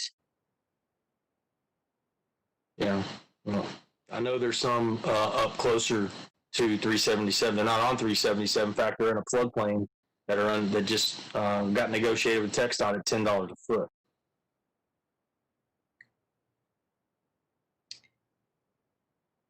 Well, and I'm certainly not an appraiser, but I can, we can have another discussion if we want to have that with the appraiser and go over his comparable sales. Or if you guys actually have comparable sales or something that you know of, we can, I'm sure that, the appraiser pulls everything within several miles, probably, at least 2 or 3 miles for that property, but he's going to be utilizing the properties, the sales that are the most comparable, in size and location and everything. But if you guys have something, I'd be more than happy to take it to him and have him look at it and see if that, would have changed his opinion of value.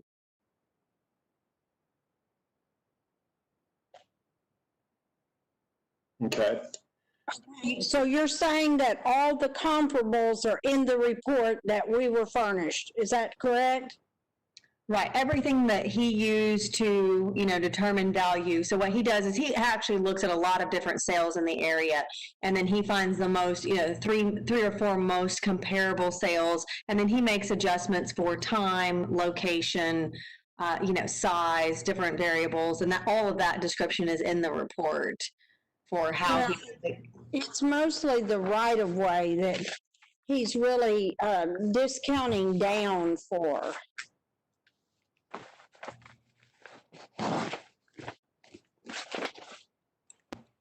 I mean, the view that I saw, the comparables in the report, nothing ever even approached 88 cents a square foot.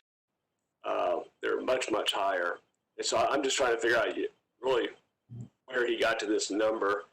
Well, he appraised it at $350 a square foot to start with, but then he damaged it 75% of its fair market value because of those existing easements on the south and east. That's what it's saying. It's just making the assumption, though, that someone else doesn't want to buy that hard corner. The property adjacent to it, the church, they already tried to buy it from us. So I'm sure they would be more than happy to do more than 88 cents a square foot. When you think about before, as the road is set right now with the intersection of John Payne and Crawford, high traffic area, that's a great commercial space. That's an acre that you could, pave over the easements and have a convenience store or something. So I think it's obviously commercially it's valued very high, but I think we're still struggling why this is even half of what Denton County has appraised it as the piece of land.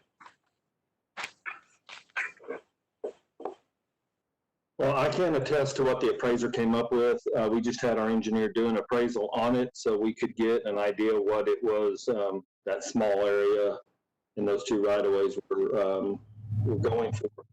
Our thoughts on this were with the money that we're putting into the road for the expansion, for the public safety aspects of this, for carrying the increased load of traffic, the left turn lanes into the school, which would also help with buses turning in, help with not impeding traffic, getting the signaling put up, and as well as the sidewalks and crosswalks put in. I mean, all of this is going to increase the public safety and the ability for access into the school, as well as the flow on the road itself. As far as the prices for the land, I'm not sure where those came from, except for what the appraiser came up with. And what we can look at those and even compare that with and go talk to the chief appraiser and see what they think on it as well. The questions I had for y'all is, with everything that we're trying to do with this and with this, trying to get this road up and moving and trying to get it done get it started by the end of this year. And Denton's had some, different difficulties that we've had to work with them on, but luckily they've gone ahead and come back online with this. We wanted to try to see if there was any different partnerships that y'all wanted to get in on this as well and do work with us with these easements, as far as we've got the full price offer, the offers that the appraiser came up with, or even possibility of a 50-50 partnership or a full partner with the full interlocal agreement of the town, the county, and Denton, the city of Denton, to go in to help put this together. That is the question that I'm bringing up to y'all today, along with giving y'all the update of what's going on of the road, and then looking at the appraisals. What exactly are you proposing? Can you be very explicit about that? Yeah. Okay, if we come up, there's, I guess, 3 options here. Hold on 1 second. We also don't have an action item. This is just a presentation. Right. So I just want to be clear. Not an action item. Yeah, no action item, but I'd still like to hear an explicit definition of the 3 options. Well, that we come to an agreeable price and have to try to work that out from, what that agreeable price is. And after that agreeable price is worked out, if the school district wants to go in on the, join the partnership with the city of Denton, Denton County, and the town in putting this project together, either in a 50-50 standpoint of discounting whatever the agreeable price is by 50%, so we can go ahead and move forward on it, or at a full donation to be able to, that we can complete and go ahead and put the rest of those monies in other parts of this road. You're saying take the 45,000 approximately, and instead of taking 45,000, that the district would take like 22,500. Is that what you're suggesting? That's one of the options, yes. And you're also suggesting that the district would donate this rather than accepting any payment? Is that also what I heard you say about a full donation? Yes. So your three options are an agreeable price, 50% of of what we've been presented here, and a full donation. Those are the options you're suggesting. Yes. Yeah, those are the three that I would, like for the board to consider. So we can move the project forward. This isn't, we have no action item tonight, but of course the board can discuss those options. But I would like to know who's the chief appraiser, and I would like to speak with the chief appraiser regarding how these numbers were all determined. Well, the chief appraiser, I was talking about the chief appraiser for Denton County. As far as what their numbers are and why their numbers are that way. And show them what our appraiser came up with and see what he, what they think and agree with, and go from there. And then you can also, if you want to speak with the individual that did our appraisal, that our engineering firm had put together, that would be, fine too. Okay. It's something that we're trying to move forward on so we can get this thing started. We only got this a day or two ago. I mean, we've only had a very, very minimal amount of time. Okay, so who would I need to talk with as far as your appraiser, going over all of this document again? Can you start me with that? I've got the people on here. Dr. Wright, this is Jennifer Hall. So I would be the person that you would coordinate with, and we can get with Colt Jones and have him kind of take us through his methodology and thinking and the comparables that he utilized in the appraisal. So I can send you an email or give you a phone call tomorrow morning, and then we can get that set up. I can see what your availability is for that phone call. Okay, that's good. That'll be fine. Thank you. And really, that's all I have right now, and I just appreciate y'all's time. We appreciate your presentation. Thank you, Mayor Moser. Thank y'all very much. Okay, now the next thing we have is a Blue Refuge presentation. Okay, I'd like to, before Mr. Craig, who's the CEO of Blue Refuge, gets on or starts his presentation, I just want to make clear to the board that Mr. Hawksworth has previously disclosed that he is an employee of Blue Refuge and that he has filed all of the completed forms per TASB's request with the district. So just so we're clear on that. So, Mr. Craig, whenever you'd like to start, you're more than welcome to. Okay, thank you, Mr. Slayton, and good evening, everyone. Let me share my presentation. Give me one moment.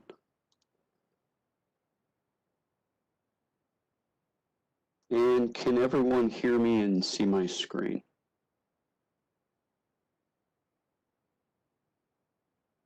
Yes. Yes. Okay. And it is processing, so as soon as it finishes processing, I will go into presentation mode. While we're waiting for it to finish, I do want to thank Dr. Wright and Chief Kearney for the time and energy they've spent the past few months investigating this offer, meeting with myself and my team members as we've explored different options. Also want to thank the board for having me tonight. I can only imagine the trying and hectic times the past few weeks and the past few months. I applaud your efforts for trying to return to school this fall, but thank you for having me tonight, especially given the circumstances. What I would like to do, and hopefully the screen will stop processing here so I can go into presentation mode. What I'd like to do is give you a brief background of Blue Refuge, but quickly transition into the alarming and alerting solution, which is the primary point of interest, as I understand from the board's perspective. So as soon as the presentation is able to go into presentation mode, we can begin. The last thing I'll say is there should be time for questions at the end, but please interject as we go through this as you so choose. So for some reason, it is not allowing me to go into presentation mode. But you can see my screen, is that correct? Yes, we can see your screen. Okay.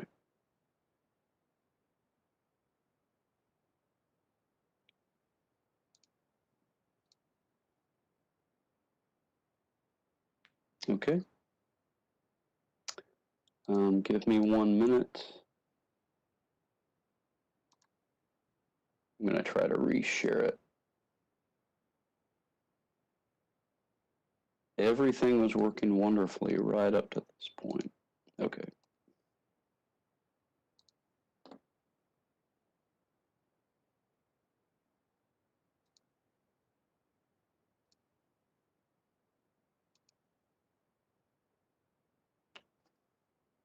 I apologize for the delay.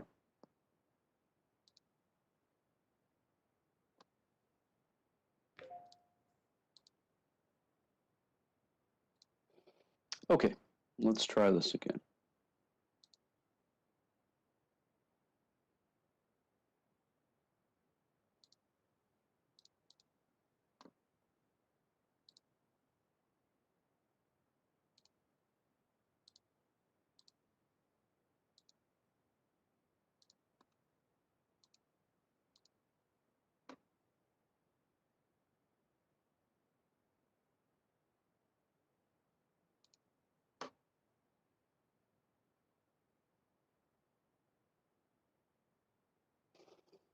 Okay, it's showing that it's active on my screen. Again, one more time, can everyone see my screen? Mine just says Marcus Craig is starting to share content. That's what it says. Okay, okay, it shows that it's active on my side. Hopefully it will load.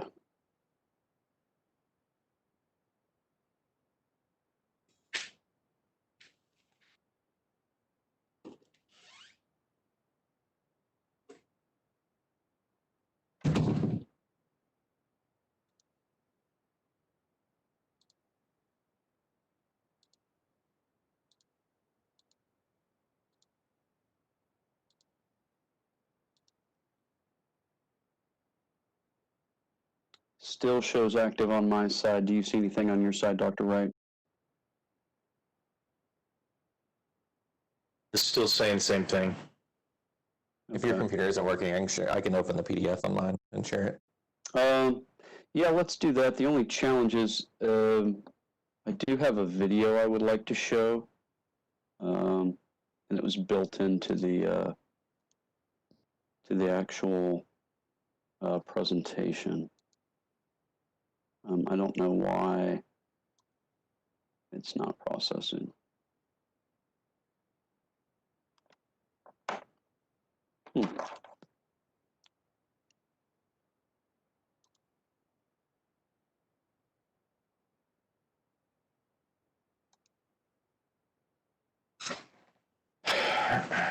Now I've lost the meeting.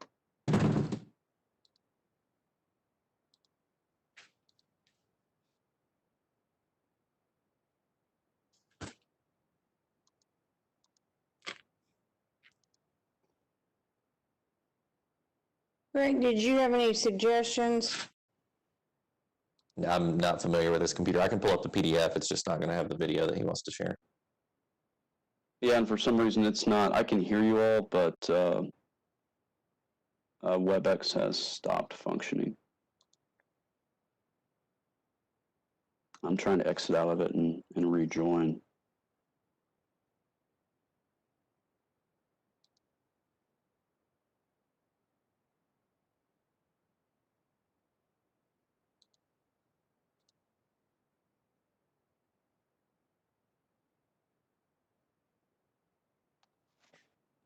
Let's do this.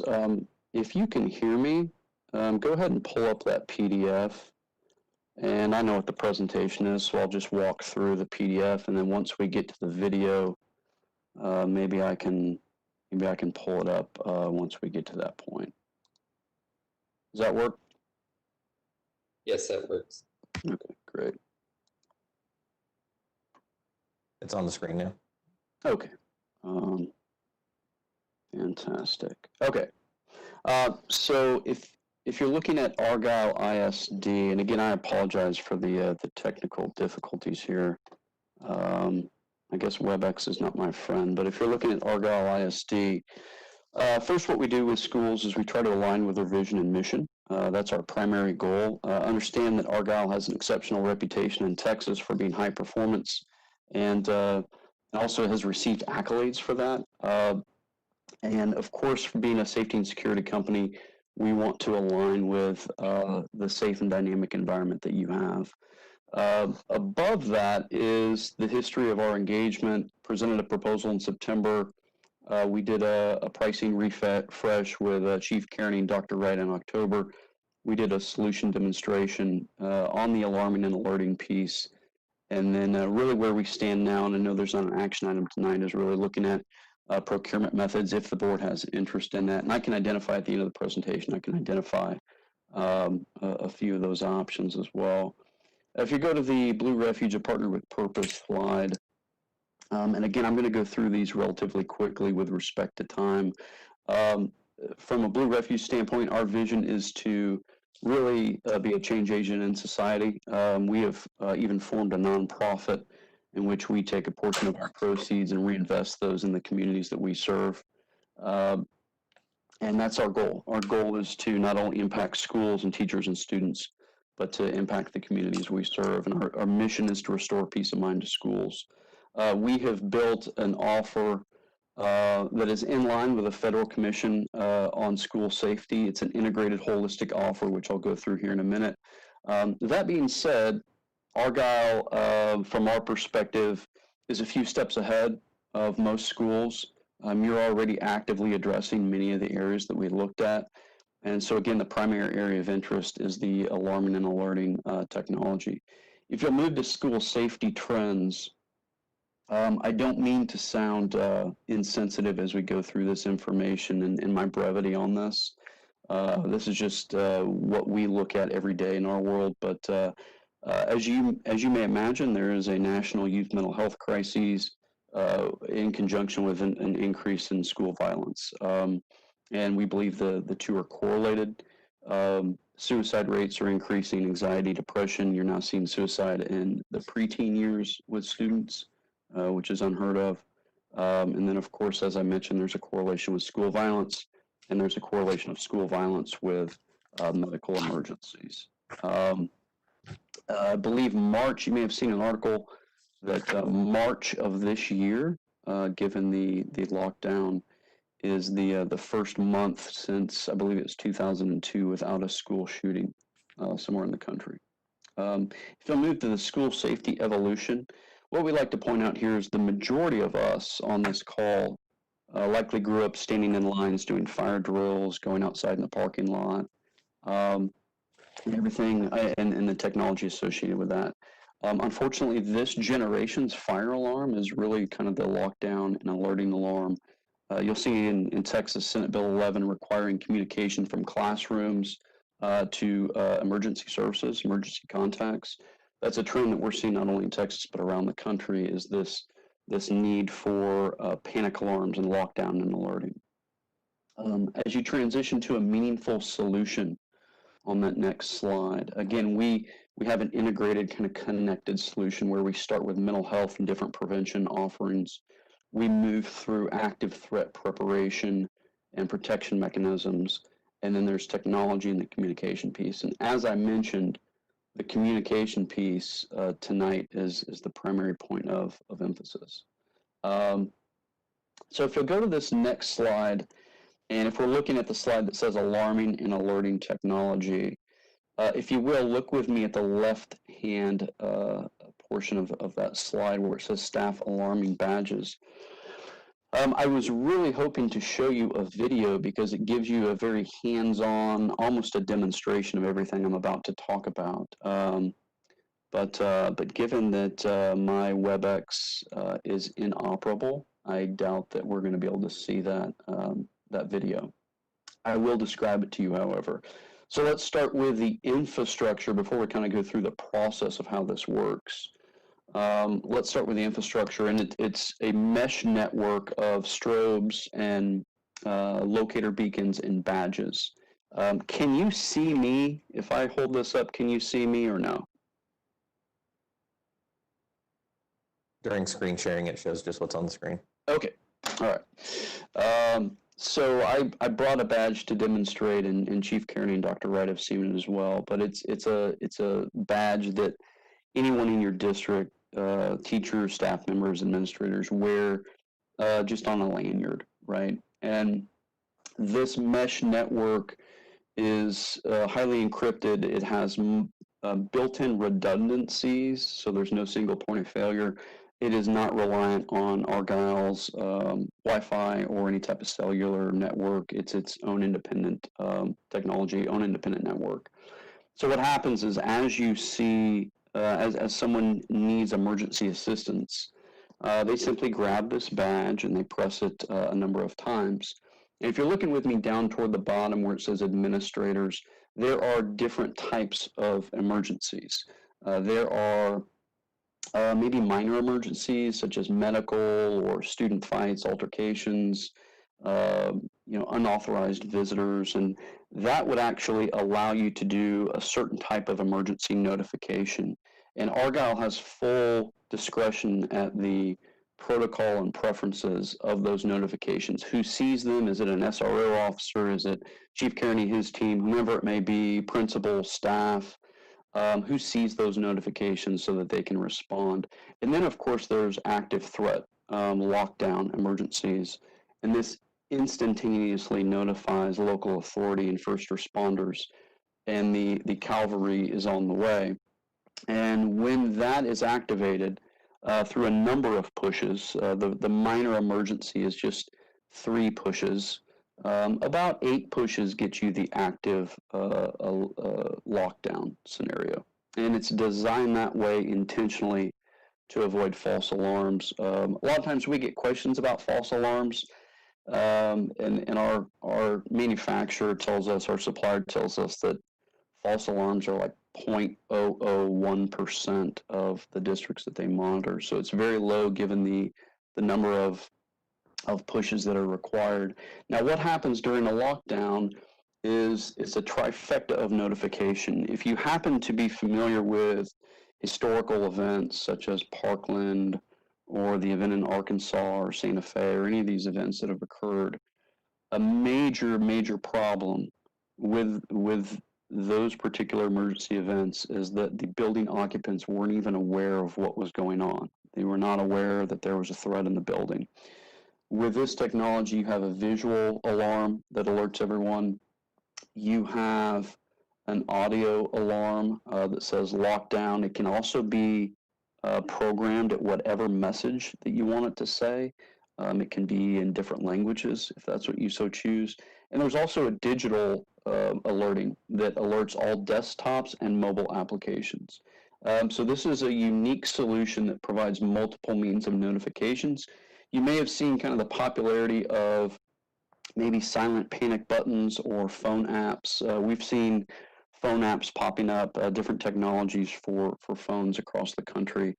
Those are a great redundancy feature. If you have a phone application right now in Argyle for emergency notifications, it's a great redundancy feature, but it's not something we would recommend in terms of emergency notification. There's some physiological problems that occur when you are in a panic situation and you're trying to scroll through your apps.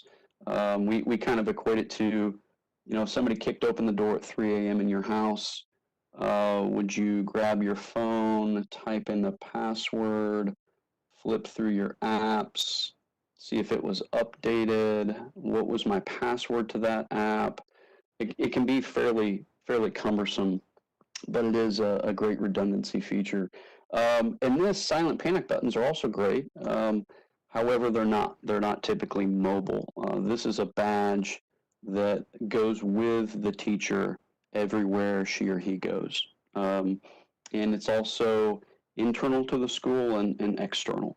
Now would be a time when I would play that video, but again, I have the dreaded processing circle across the front of my screen, so I don't even see you or the WebEx. So I don't think we're going to be able to do that demo video, but this is something that is, last thing I'll say on this technology is it's something that's very popular with the staff. As we gave training presentations to a school in Illinois, I had the opportunity to get feedback from some of the teachers and principals. It's a very popular option to have something that they just carry around their neck, that they know that they can alert either a minor emergency or a major emergency with first responders at any time. If you will skip that video page, and again, my apologies, and if you'll go to next steps and pricing review, you can see I've highlighted the communication piece. The other offerings have been vetted, and really the communication piece is this crisis alert system. It includes 5 years of warranty maintenance and software. And right now, the key step, if the board were interested, would be to identify a procurement method. And from our perspective, you probably have 3 options. The first would be an RFP, a request for proposals. The second would be a TIPS procurement. We are a qualified contractor on the interlocal purchasing system, which is TIPS. It's a buy board. Since we're qualified with them, it's a national purchasing system. You can actually select us off of that buy board if you're familiar with that approach. And also sole source agreements. This is we are the only representative technology of this in Texas. And so you could actually procure this under sole source laws. And so you have a few options available. It depends on your interest and your timing and what path you would like to do. From that, again, really am not sure what happened to my computer, given that it's been working just great the past 2 hours. But again, I apologize. I'd like to open it for any questions that you may have, and I hopefully can address them.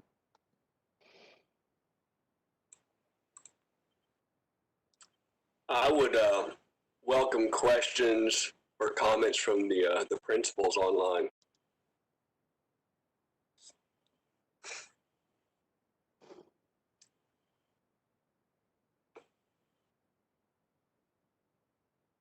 Did you all know better than anybody the need for this or the implementation of it, the execution?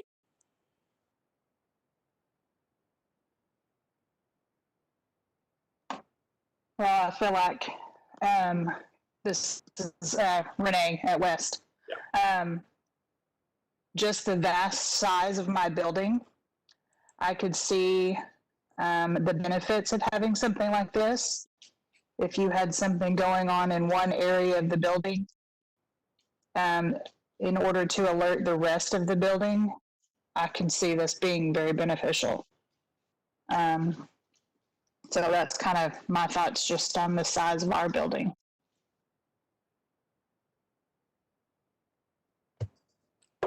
Richie, can I jump in just for a second? Because I think as a principal in a former district or in a previous district, I used something like this. If I could ask the presenter, the device that the individual wears on their person, are they tracked via GPS? No, the locating, and that's a great question. The locating is actually done through the beacons, and so it geolocates to within I believe it's 10 feet. It's 5 to 10 feet of the nearest beacon, but it is not necessarily tracking individuals. It's tracking where that beacon is alarmed, and then and I failed to mention this because it's in the video, but it actually pulls up a map of law enforcement and then identifies what room number that beacon was alarmed in, but it does not GPS track the badges across campus or anything like that. Okay, so just to clarify what you're saying, the person wearing the device or that has the device on their person that activates the device, it is triggered by their location. Yes, when they trigger it, yes, when they set off the alarm, the beacon notifies where they are located. That is correct. Okay, so it does track the person holding the device to some degree. It does. The only word I have trouble with is track. It's not tracking that person. It's showing where they were when the alarm was sounded. If that makes sense. Yes. This is Mandy from Hilltop. I know that cost is always a concern, but I'm with Renee. Just the ability to quickly make adjustments based on where someone is when something's going on. I mean, we've had things happen on the playground. We had a substitute teacher that went down, and teachers had to respond to that. Anything that could have made our responses faster is going to be helpful.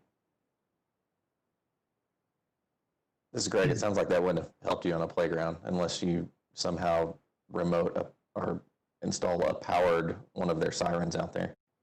And we would. It's available on fields and external buildings, and it all communicates on campus. So a playground emergency, emergency on a field, those are all in play. Absolutely. This is Brad. I'm one of the board members. Is this the sort of thing that if it were to be done, you really need for everyone to participate? Or is it something that some could use it and others not? And would that be a confusing situation if that were to be the case? How do you obviously you guys would probably prefer that everyone use it, but is that the only option? It's really up to your school district. I would say the vast majority of schools, there's over 800 schools using this across the country. The vast majority typically go all in because it's a safety security measure for the teacher and the students. I can look into it, but I haven't heard of anyone really opting out or doing maybe only a select population. The only thing I would say is close to that we've encountered would be large school districts, maybe 30, 50 campuses wanting to phase it in a few buildings at a time. But in terms of just folks opting in and out, ultimately that would be Argyle's decision. You mentioned 800 school districts across the country. Can you give us some names of some larger school districts in the state of Texas that we could check with, that maybe you work with? Yeah, sure. So this is actually new in Texas. I don't believe there are any schools actively doing this. I know Dallas ISD is entertaining it. Across the country, Hillsborough County Schools in Florida, I think it's one of the largest 15 school districts in the nation. It's outside of Tampa. I know they have deployed this. This technology is only about, I would say about 2 to 3 years old. So it's relatively new in Texas. It kind of started on the East Coast and is moving west. But we can definitely look into that and get you some larger school districts. I'm out of Atlanta, Georgia. There are 40 school districts, I believe, just in Georgia that have done this. Some on the larger side as well. But I can get more information on that. Okay, thank you. But just for clarification, you don't have any in the state of Texas? That are actively installed, that's correct.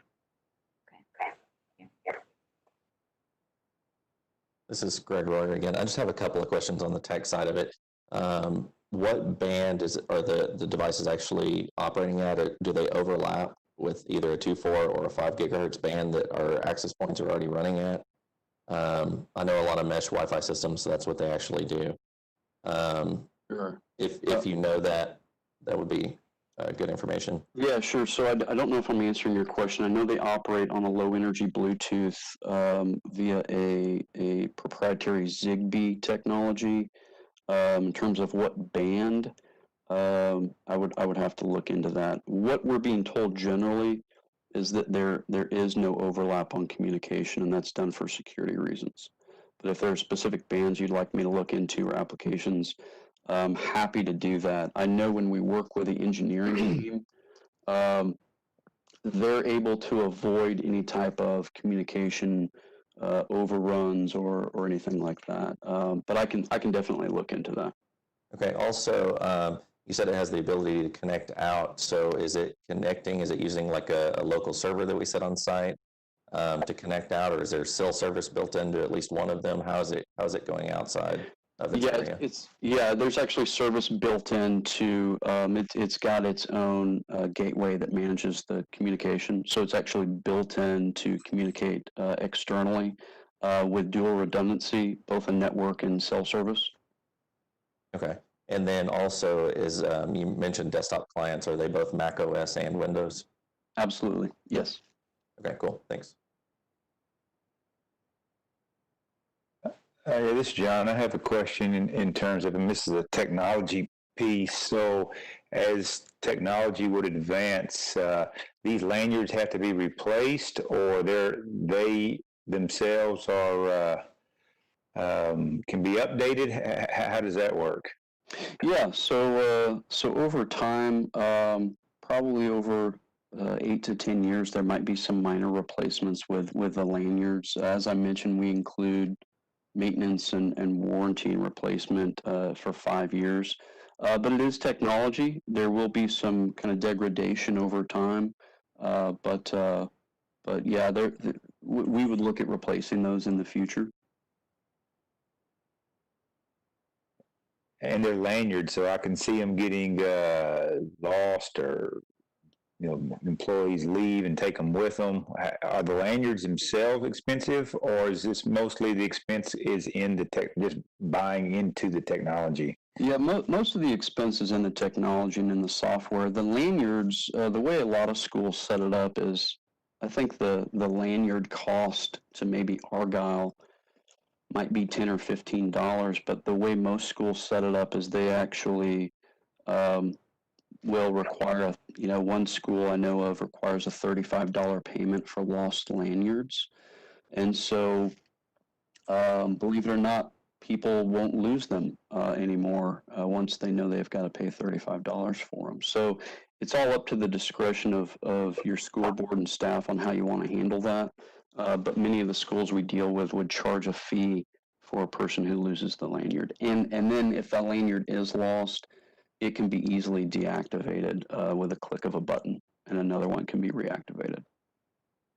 Can I ask a question about, I notice on your website you have a kind of a blurb from a district in Texas, a former superintendent, about your program. And so I'm just wondering, I don't know, just kind of if you could explain, if you don't have any Texas school districts that use your program. Yeah, sure. It's Alito. Sure. So you're probably referencing Dr. City. Dr. City is a great friend of ours, former superintendent in Texas. When we built our offer, we invested close to 6 figures in market research, and we did national studies with superintendents, with school board members. We talked to teachers. We talked to law enforcement. We talked to state superintendents. We talked to state members of boards of education. And of course, we reached out to people that we know. And Dr. City was one of those people that we know. If you look at the quotes on our website, what we told people was we said, hey, here's what we're trying to do is we're trying to help students and teachers. Tell us what you think about this. And they said, for the most part, just like Dr. City, and I don't have his quote in front of me, said, hey, this is great. You know, anything you guys can do to help with mental health or technology. And so those are the quotes that you're seeing on there is folks that either we met or we knew that were pretty passionate about what we were doing.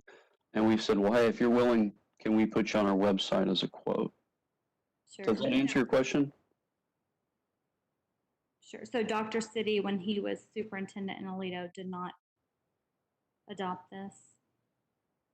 No, this would have been, I believe he retired a couple of years ago. So no, this would not have been available then. Where are you on here? Are you on where it says comprehensive health and safety from the inside out? Is that where you are? I'm on it's a quote from Dr. City from Aledo, and it just talks about he's encouraged by the, he presents it as former superintendent of Aledo ISD. And he talks about he's encouraged by Blue Refugees focus on prevention, their mission to train teachers and staff on areas such as risk detection. And so I was just curious that, you know, the statement from Dr. City and during his time in Aledo, if he did or didn't adopt this program.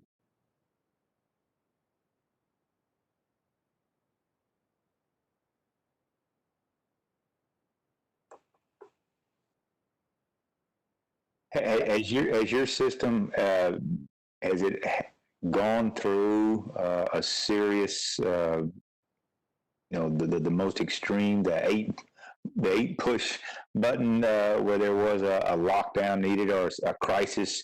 Has it been tested in that regard?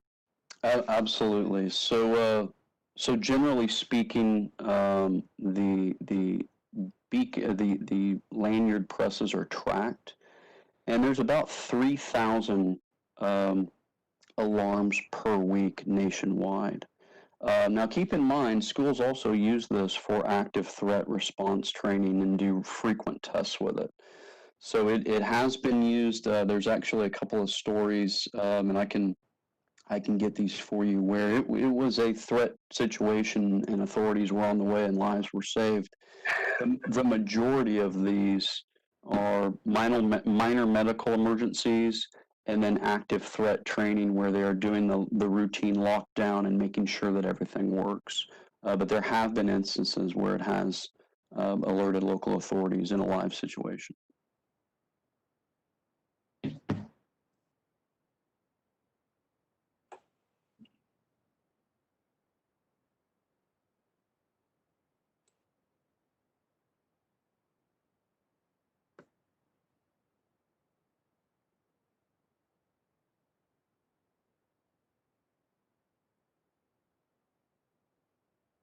Are there any other questions I can address? This is Leon McDade. I'm one of the board members. Just curious, you mentioned referring to Dr. City about, you know, that this was several years ago. How long has this system been on the market, and what type of repair, maintenance type records do you have, or percentages, you know, on its durability? Sure. So again, I think the technology has really been around about 2 to 3 years.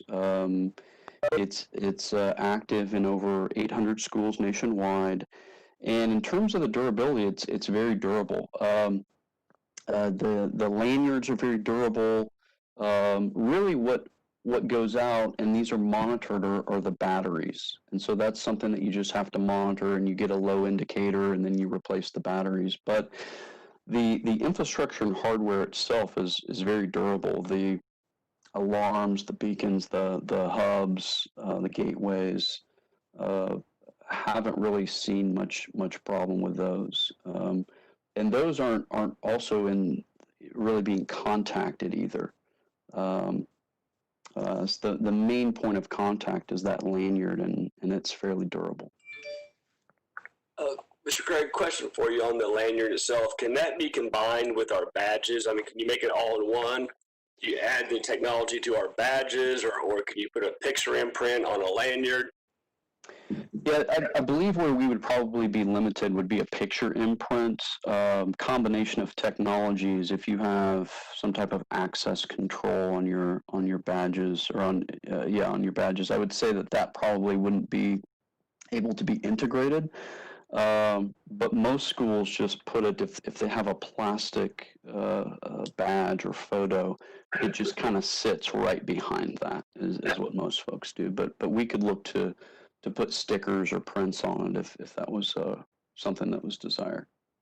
Are you talking about a device and there's a button where whomever's wearing it pushes the button and presses it X number of times to activate, and then the alarm then calls emergency personnel? That's the lanyard itself, I think he's describing. Right. Yes. Yeah. Right. Okay. How many of these devices go in a typical school, and how long do the batteries last? The batteries last about, typically we're seeing battery replacement at about a little bit after the 2-year mark. But that's why we build a 5-year program. But it's typically distributed to all staff members. So depending on your staff quantities in your buildings, teachers, custodians, administrators, that's typically the distribution. Did the batteries have a charging device to recharge them, or just the battery lasts for 2 years? The batteries are intended to last about 5 years, but they do not, it is not a recharging. There is no active recharging required. They're simply replaced. The battery is where? There's a battery in the actual, are you talking about the battery in the, like the mechanism in the lanyard, or the mechanism in the beacon? Yeah. There is a battery in each lanyard? Yes, to power the lanyard. That's correct. And each device on the ceiling, right? That's right. That's right. Any knowledge or studies on, is there any health concern for these guys, for this hanging around somebody's chest all day long? Not necessarily with Bluetooth low energy.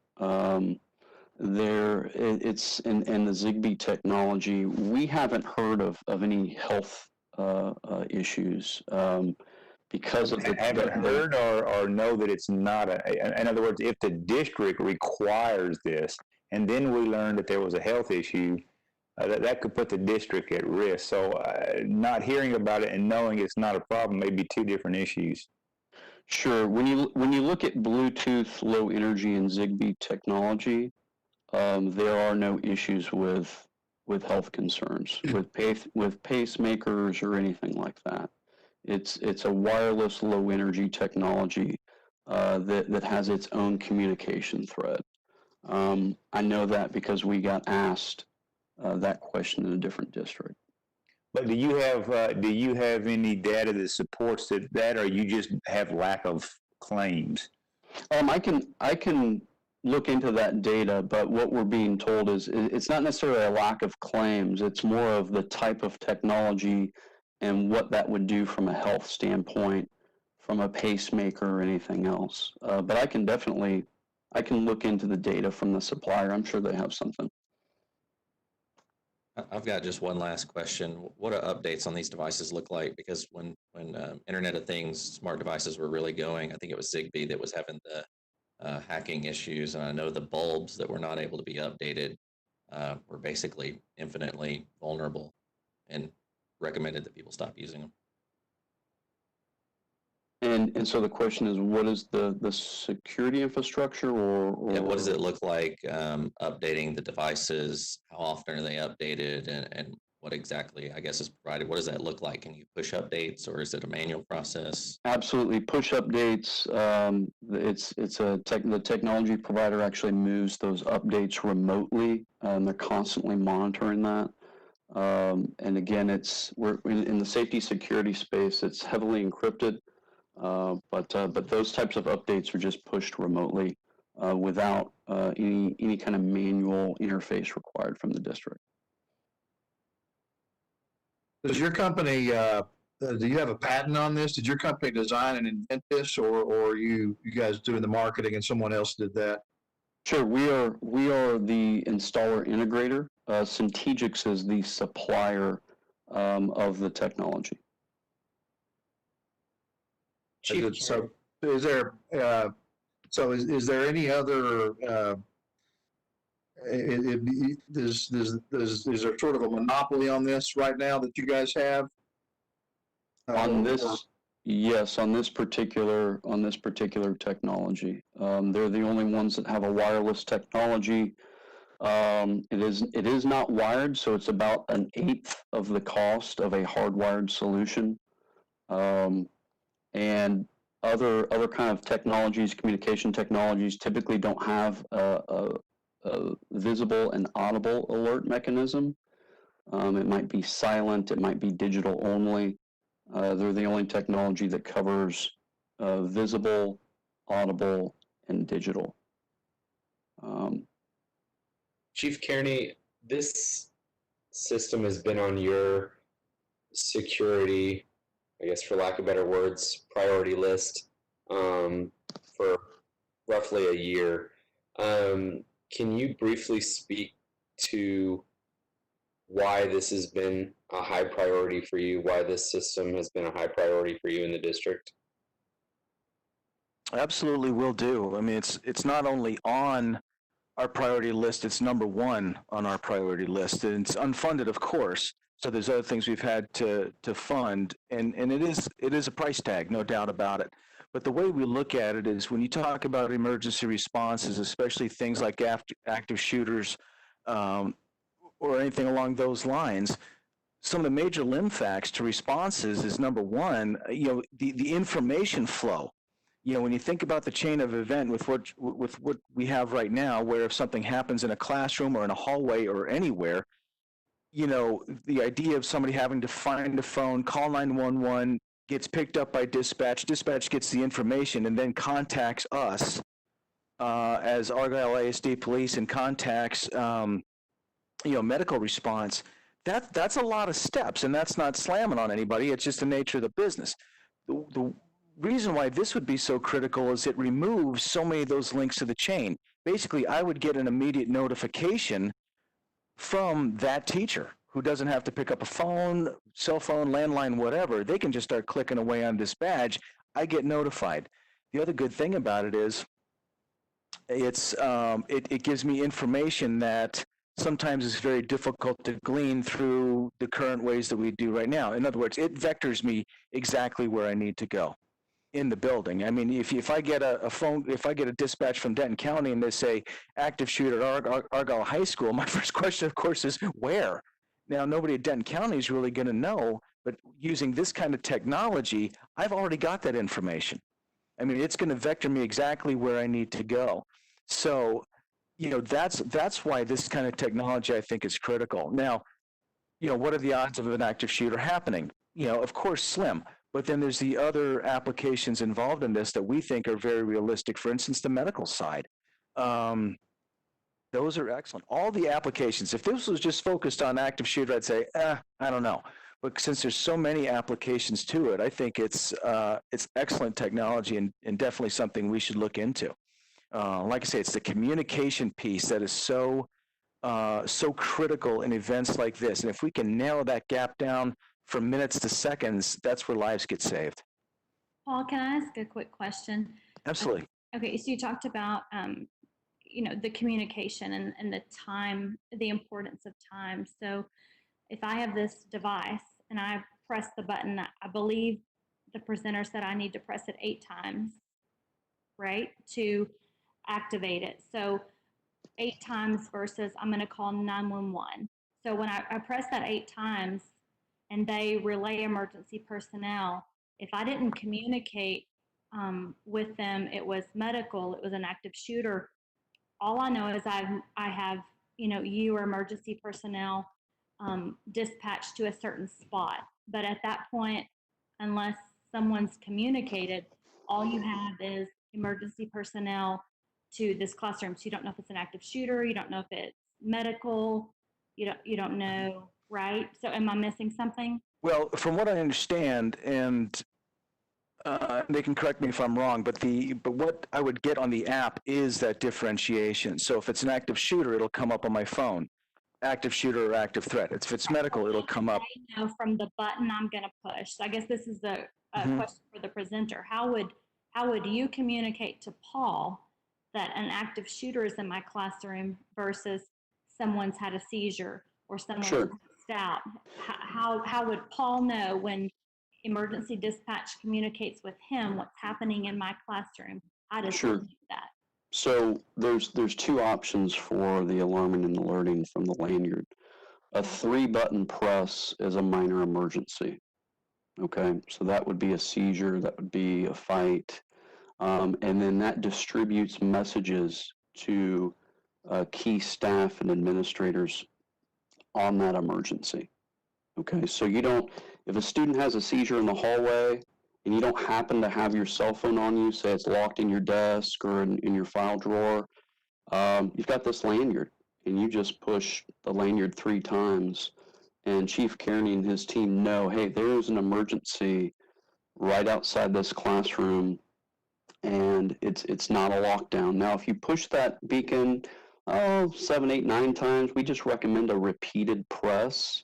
If I can show you, if I could show you and had video up, it's just a rapid press multiple times.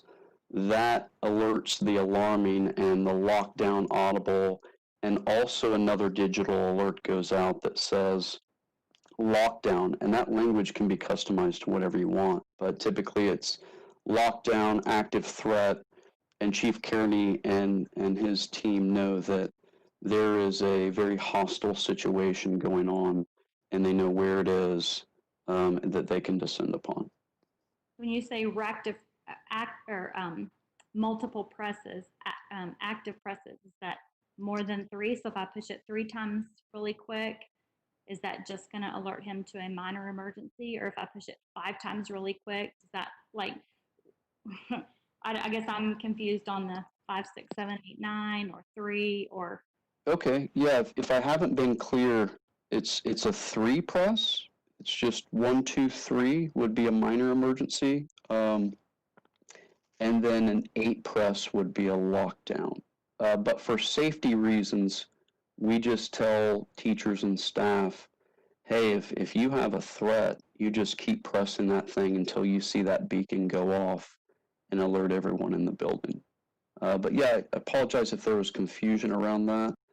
It's just a 3 press, minor emergency, and then about an 8 press. But again, we don't ask folks to remember 8, 9, just, hey, keep pressing that and help is on the way.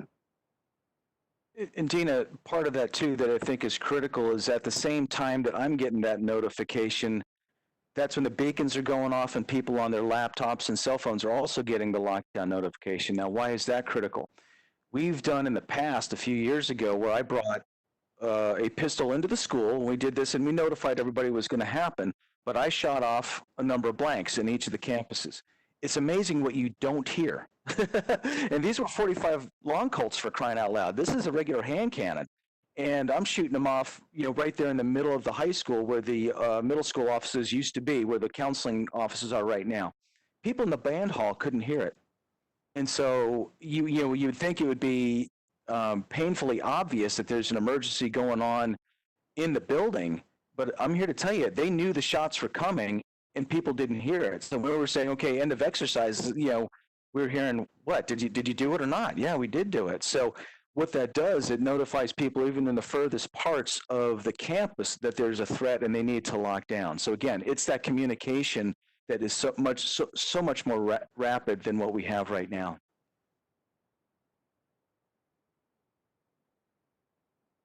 Can you speak to that a little bit further? You're saying when you push 8 times, everybody in the school gets an alert, not just you? Paul, is that what you said?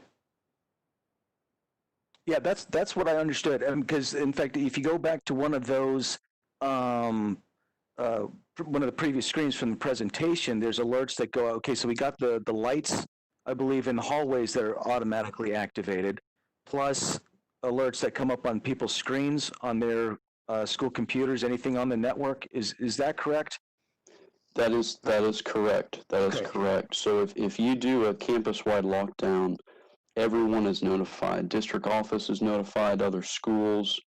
And really that protocol is ultimately your discretion on who you want notified and when.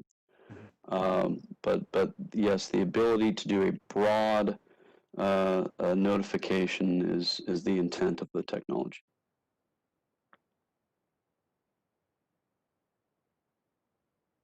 And that price tag that you put up there, you said there's a 5-year warranty, but is that at the end of 5 years it still works just with that warranty, or that fee is an annual? There's an update annually, or? Sure. Yeah. After 5 years, the update to maintain that warranty, to keep that warranty and maintenance, parts and labor, it's $8,000 per school per year. So with Argyle, about $40,000 a year for that full warranty and maintenance. And we've had schools ask us to do 10 and 15-year programs, which we can. It's just a more affordable option is the 5-year.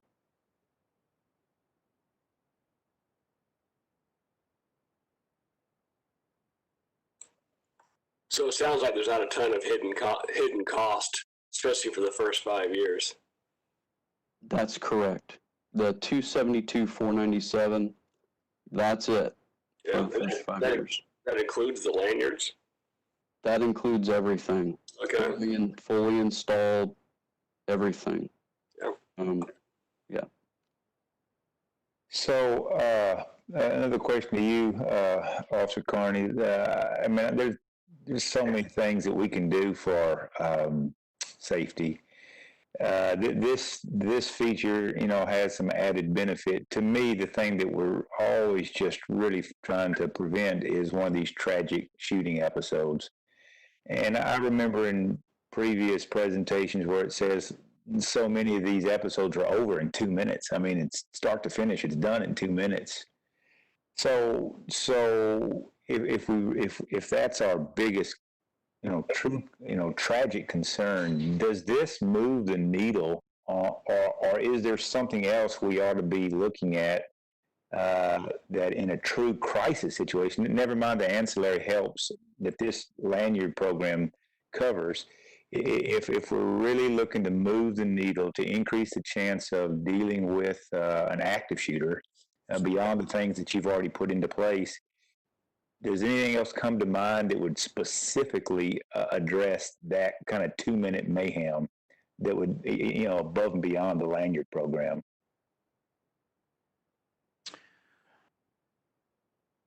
That's an excellent question, and the thing that comes to mind is you're right. A lot of these things are over in just a matter of minutes, especially if it's an individual that comes in and they don't intend to survive anyway. Now you take a look at something like Parkland, that stretched out quite a bit longer than that. And one of the limb facts again was how quickly and when I say limb fact, that's limiting factor. I'm sorry, I'm slipping into my military speak again.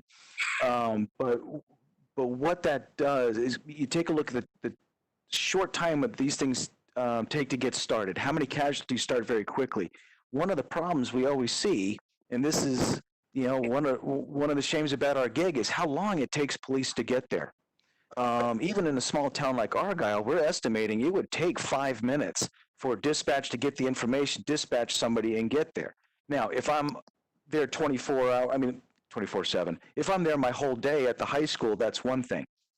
But I'm not. Between Bob and Joe and me, we're constantly moving between campuses to take care of business. So we're not necessarily going to be there all the time. So again, that closes that gap. Now, if we do happen to be in the building, oh my gosh, even better, because I can just go, or whoever can just go straight to the threat and take care of business. And of course, we do have our armed staff program.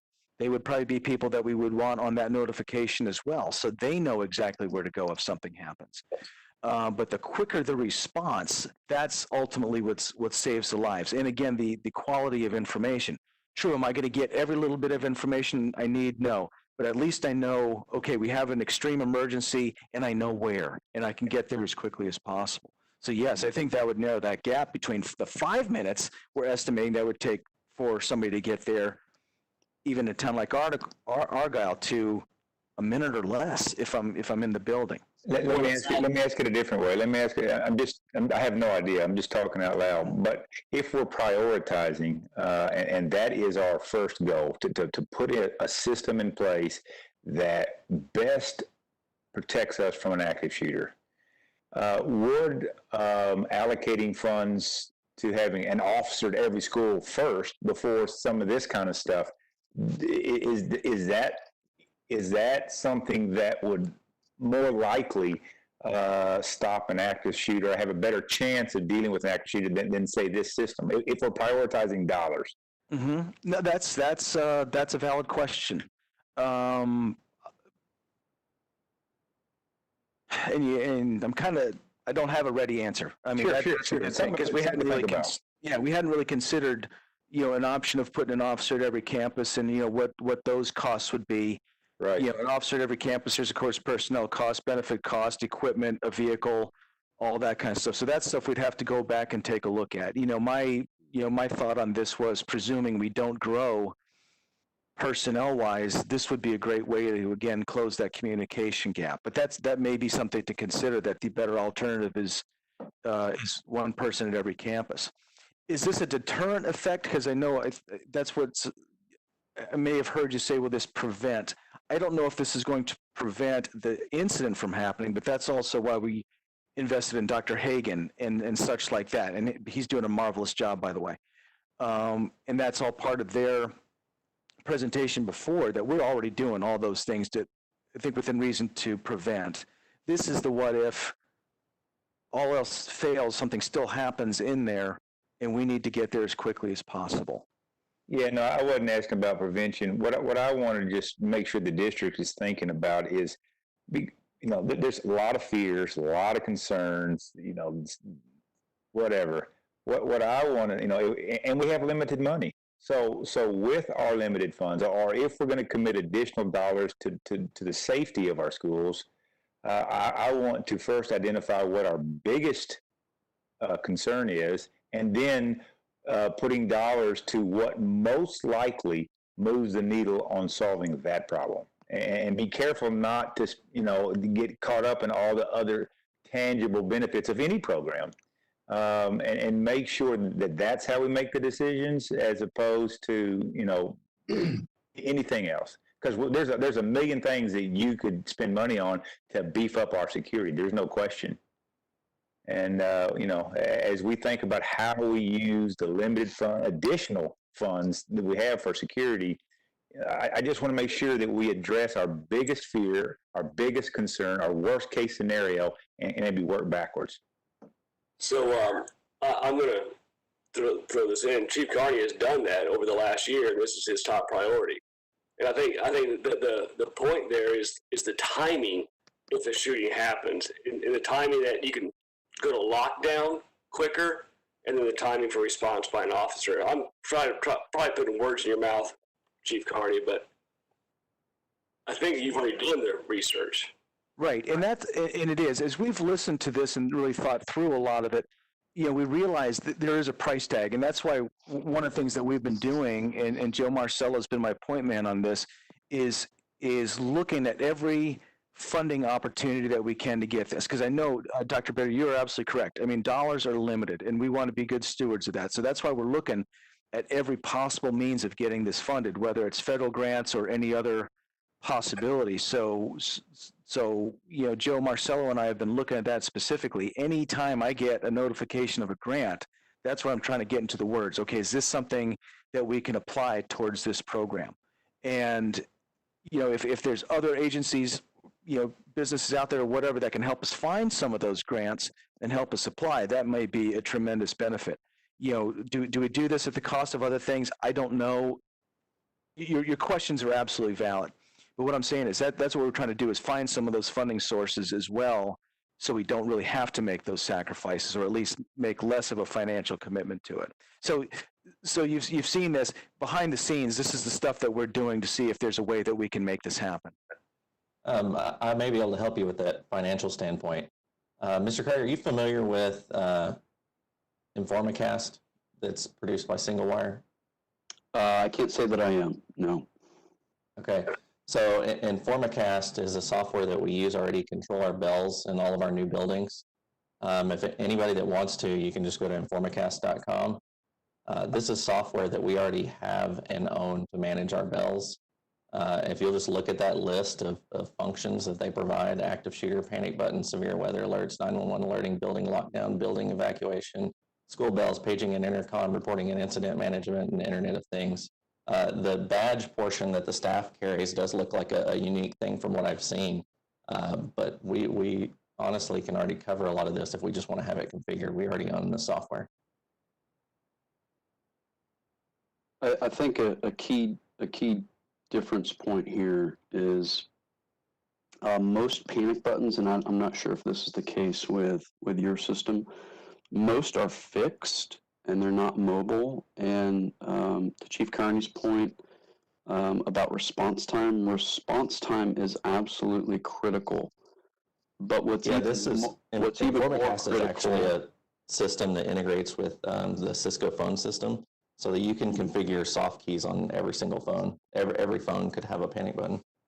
And does it have geolocating for Chief Kearney and his team? Does it have that? You can have it report what room that it's being triggered from. Okay, and are there alarms in the hallways and classrooms that go off? The PA speakers that the bells are already coming across would act as the alarm. Okay, no visual alarm though? You could add those if you wanted to, yes. Currently, we don't. We have the PA speakers that we use for the bell system. And I don't think it's directly a one-to-one. I just wanted to bring that up because money was being talked about, and I'm not sure that has been investigated. Sure. I'd love to do a price comparison. And you said this is through Cisco? It's through Cisco phones? It is a software that does integrate with Cisco phones. Okay. Sure, we'd be willing to do an apples to apples with this system on visual alerting, audible alerting, and digital alerting. No problem. What does your visual alerting look like? It looks like an alarm at the top of the ceiling. It's color coded to your preference, similar to a fire alarm, but it's a beacon that you put in a classroom in the hallways that lights up, bright LED lights. Now, Greg, you're saying that we have the capability to use this system, or this is something that's already part of what we pay for in the system we have? We already have the licensing and the system itself. Really, all we would need is the configuration hours in our existing buildings to configure it to our needs, whatever our customization that we'd want.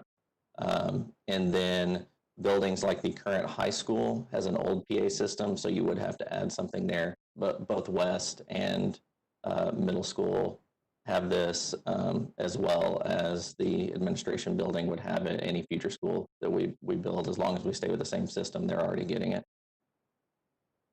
Well, it seems like the value of this presentation at a minimum then would be for us to do that, kind of work through that and see what we have, how well it works relative to what this system provides, and do that comparison that he mentioned.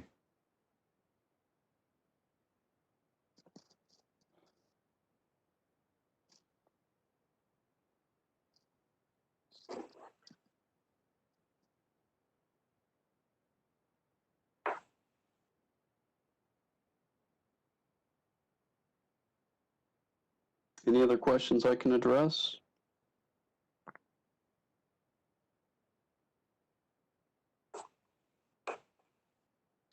I guess this is Leona again. Just one last thing. Centegix they have their own company, and I'm sure perhaps you can purchase a lot of this through them directly, because are you not like a third-party vendor?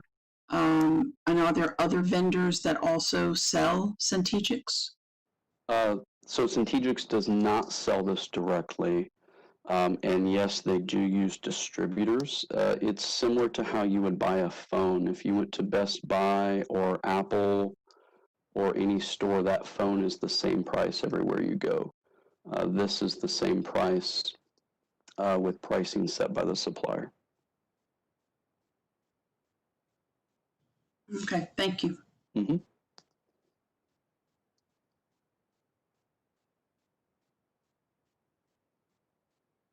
Anything else I can address?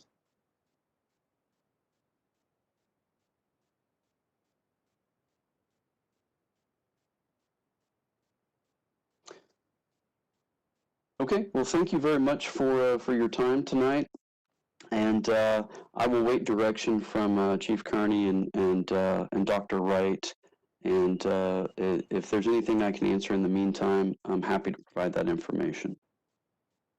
Thank you for your time, Mr. Craig. Okay, thank you. Take care.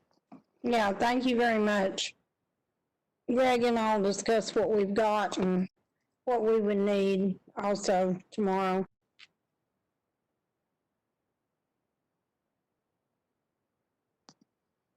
Okay. Do we want to go on to action item, Dr. Wright? Yes, action item A. Chris Daniels going to be talking about that one.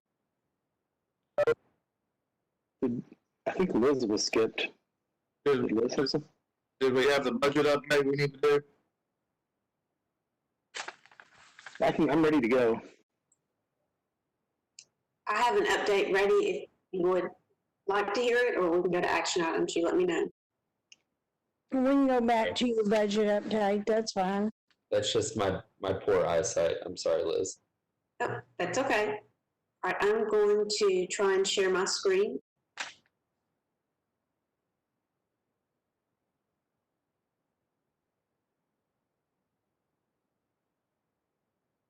Okay, do you see the PowerPoint?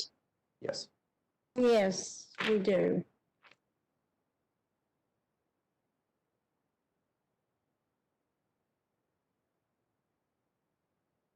Okay, this is just for some updates. See if I can get this on the full screen for you. Okay, just some updates from our workshop. Want to go over just a couple of reviews. We talked about how TEA was going to figure our 1920 ADA by looking at the previous years, all 6 weeks, and doing a comparison between all 6 weeks and the first 6 weeks, and then using that factor to use in the 1920 ADA to come up with the full year's ADA. So that gets us through the 1920, but what we're really looking for is guidance on how we would be able to account either some form of virtual school or blended learning for ADA for 2021.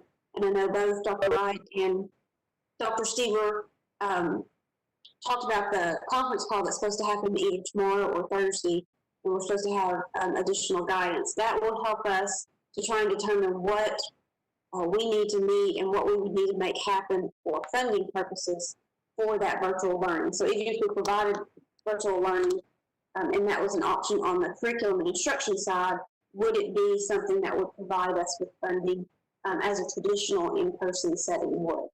So hopefully we'll have more guidance on that soon.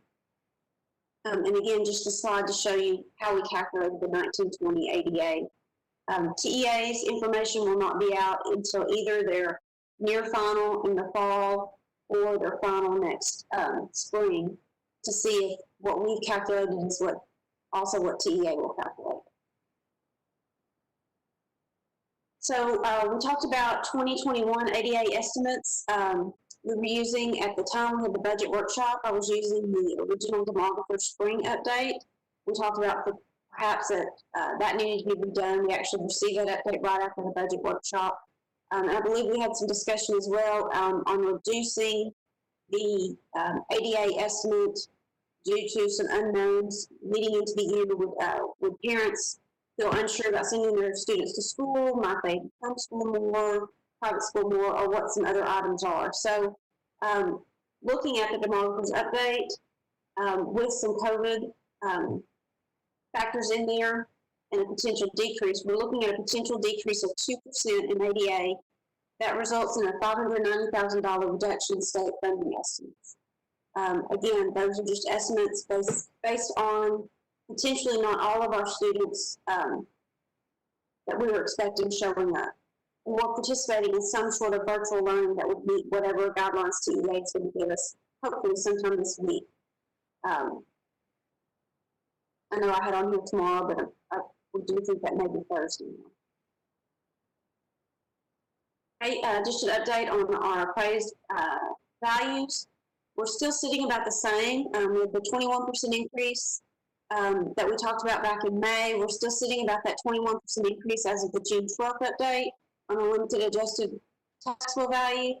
Based on some historical values, we're expecting that to drop to around 8%, so that's what we're using for the budget. And just a reminder again that House Bill 3 required us to go from prior year values to current year values. So a growing school district, especially one that would be classified as a fast growth school district like us, is losing funding under that. The M&O tax rate calculations under House Bill 3 are different this year, and again, this is just a review. I just wanted to remind you that we do have some calculations to come up with the new proposed M&O tax rate. That calculation will not change until early August, when we expect to receive information from TEA, because TEA does have to certify that before we can actually present it as a final rate now. We're looking at our tax rate dropping down to, our M&O side dropping down to just under 98 cents. All right, some considerations we talked about. We talked about the TASB salary review and the proposed pay schedules. We were hoping to have those for this meeting.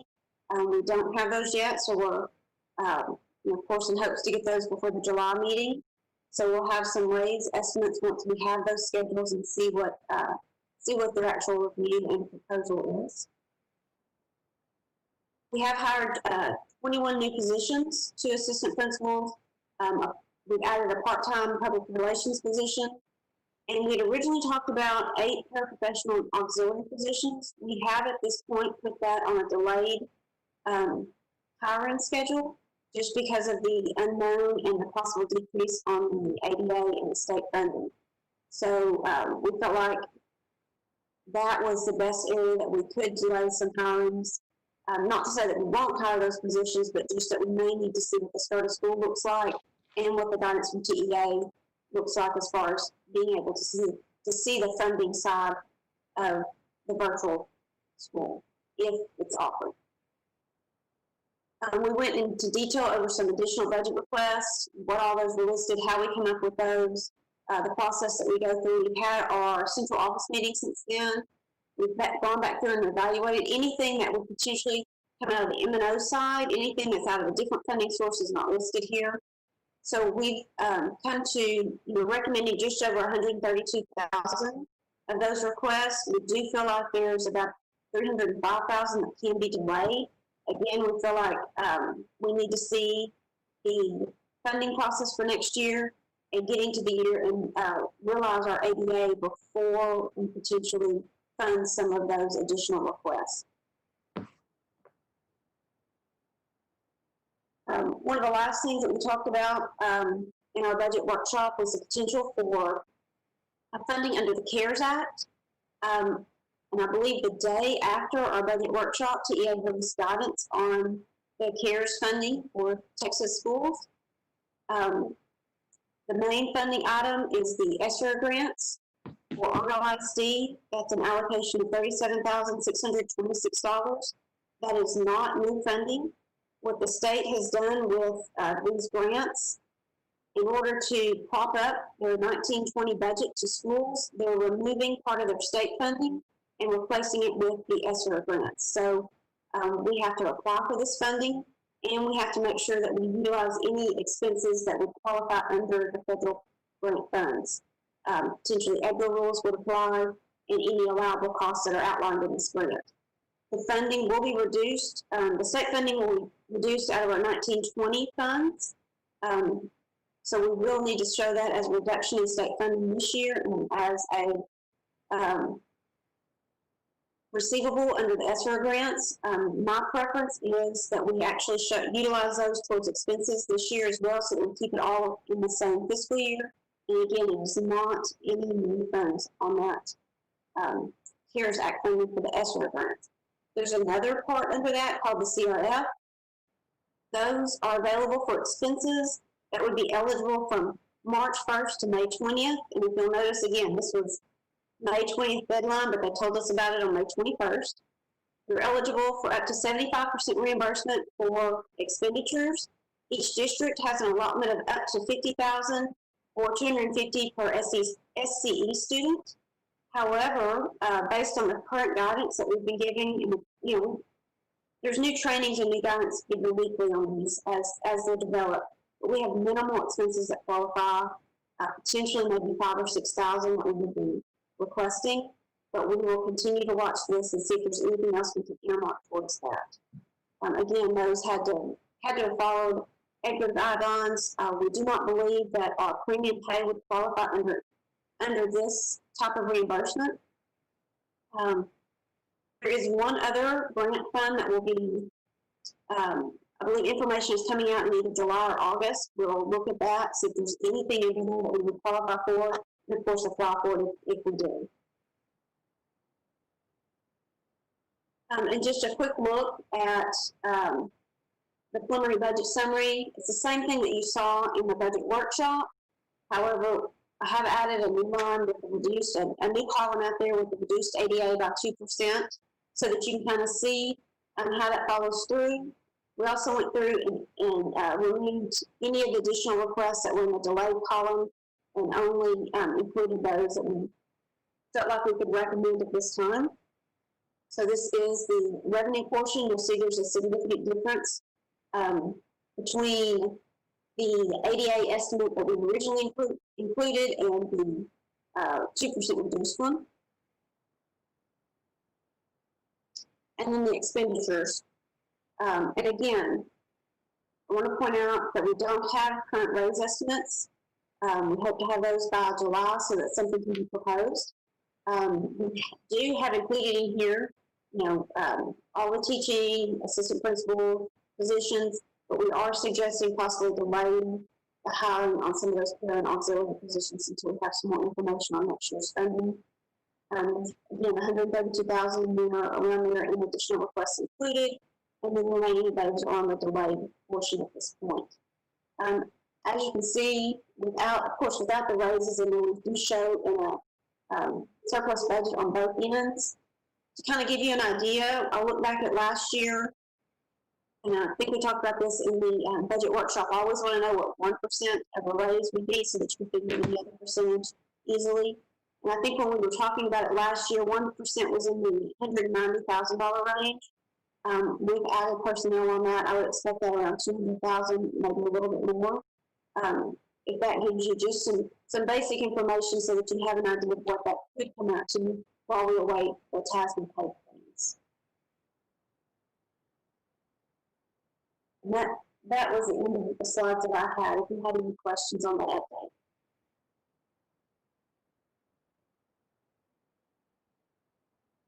Okay, and I will quit sharing my screen. Thanks, Liz. Thank you.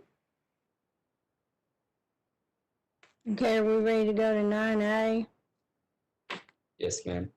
Okay, Mr. Daniel. Yes, I'm ready. At last month's board meeting, if you remember, you approved modifying our DOI plan to allow us to offer additional medical plans outside of TRS. Excuse me. Tonight we are asking that you approve the 2 new plans that FBS is adding as an option for our employees. These new plans, they're called the Texas School Health Plans, would be options that are in addition to the 3 current TRS plans that we are already required to offer. Again, adding these plans just gives our employees more options.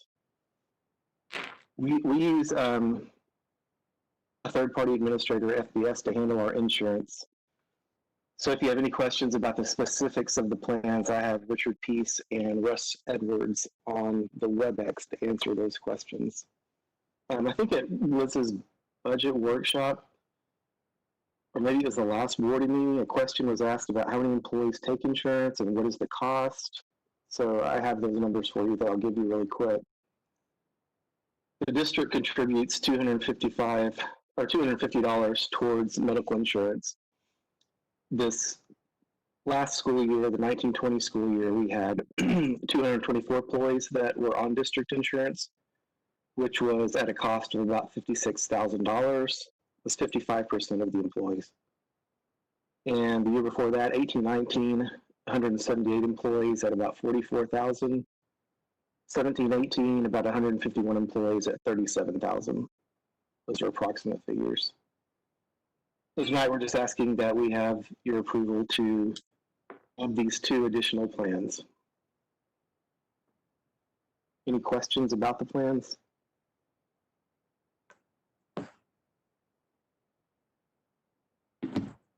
Okay, for action item 9A, I'm going to recuse myself.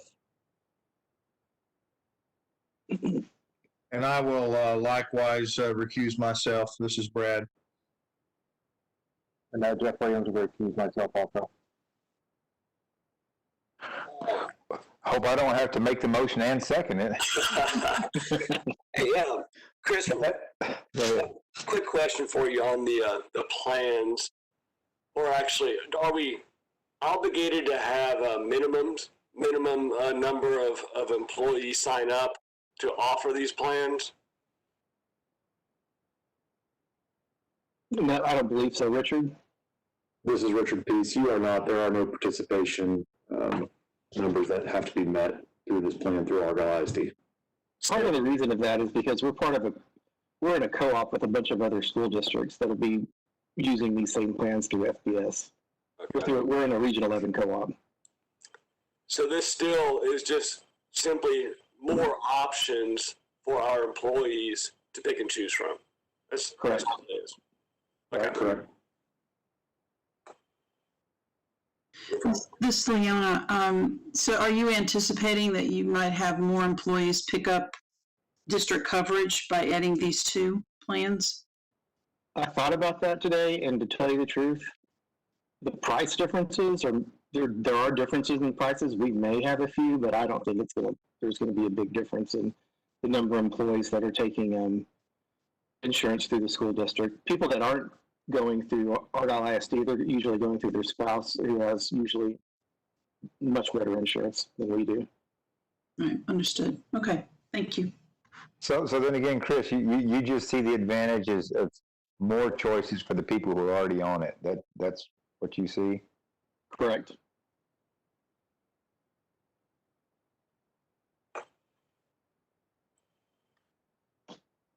Any other questions?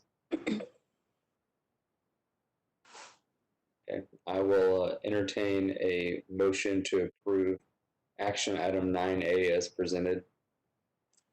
Yeah, Mr. President, I'll make that motion that we approve action item 9A as presented. All right, Dr. Bitter, motion to approve. Do I have a second? I will second it. Mr. Deffenbaugh, second. Any further discussion? Okay, all in favor say aye. Aye. Aye. Any opposed?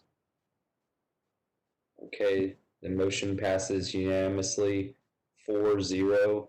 Dr. Bitter, motion to approve. Mr. Deffenbaugh, second. With Slayton, Lowry, and Williams recusing themselves. Thank you.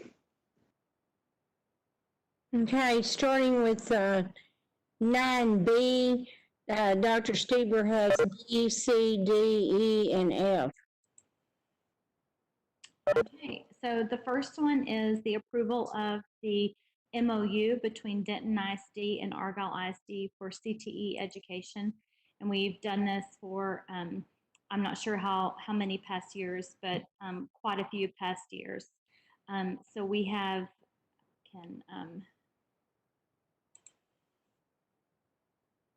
see if I can share my screen. Are you able to pull up your copy of the MOU.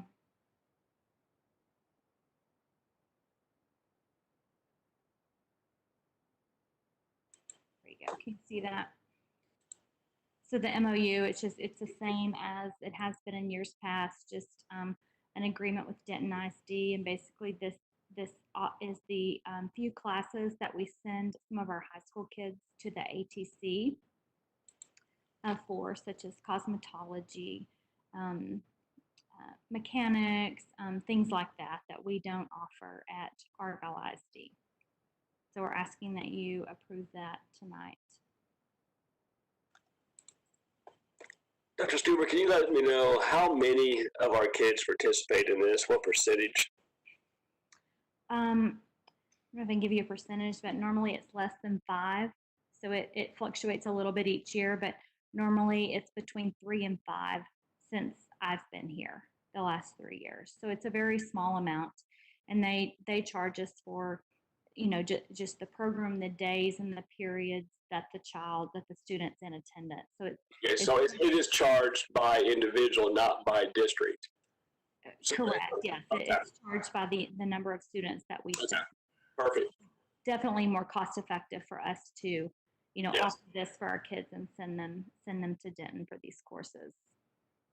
Dr. Stuber, are there courses, like CTE courses, that other districts may offer? Are you allowed to have an MOU with more than one district, or does it need to be with one district at a time? We may want to defer to Dr. Wright or Liz on this, but it's my understanding. I believe we could have an MOU with different districts.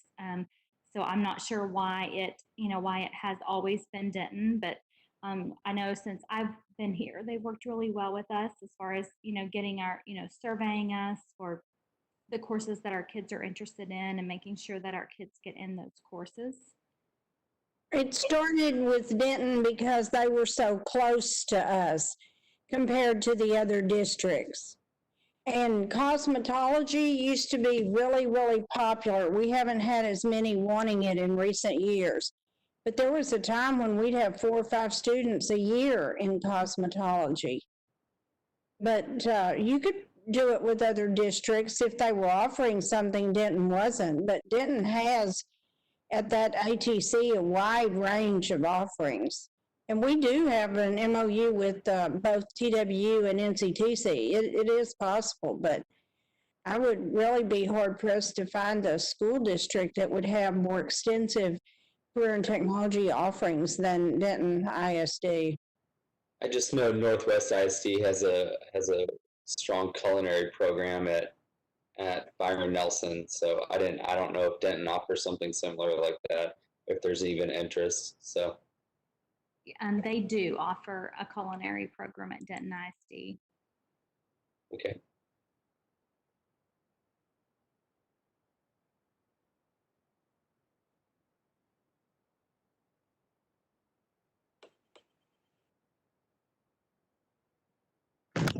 Any other questions? Are we going to take these one at a time? Mm-hmm. Mm-hmm. Right. Yeah. They're different. Yeah. Yeah. Okay. So I'll entertain a motion to approve action item 9B as presented. Yep, Mr. President, I'll make a motion that we accept action item 9B as presented. All right, Dr. Bitter, motion to approve. Do I have a second? I'll second. Dr. McDade, second. Any further discussion? All in favor say aye. Aye. Any opposed? Okay, motion passes unanimously 7-0. That's Dr. Bitter, motion to approve. Dr. McDade as the second. Okay, thank you. So items C and D, I'm going to present both at the same time, but you'll need to vote on them separately. So what this is a missed school day waiver for TEA, ensuring instructional continuity due to COVID. And so the reason we have 2 agenda items is we run a pre-K calendar and we run a K through 12 calendar. So I'll need you to vote on the pre-K approval of the missed school day waiver and K through 12, the missed school day waiver. So basically what this is assuring TEA, providing an attestation to TEA that we provided virtual instruction during that time so that we can get funding for those days.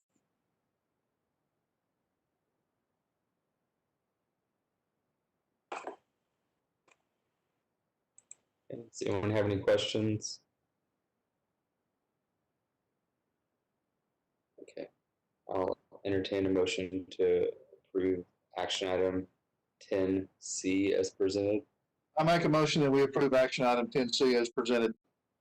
All right, Mr. Lowry, motion to approve. Second. Sorry, who seconded that? Williams. Okay, thank you. All right, Mr. Williams, second. Any further discussion? All right, all in favor say aye. Aye. Any opposed? All right, motion passes unanimously. Mr. Lowry, motion to approve. Mr. Williams, second. And I will entertain a motion to approve action item 9D as presented. I'll go ahead and make that same motion, 9D as presented. All right, Mr. Lowry, motion to approve. Do I have a second? I'll second.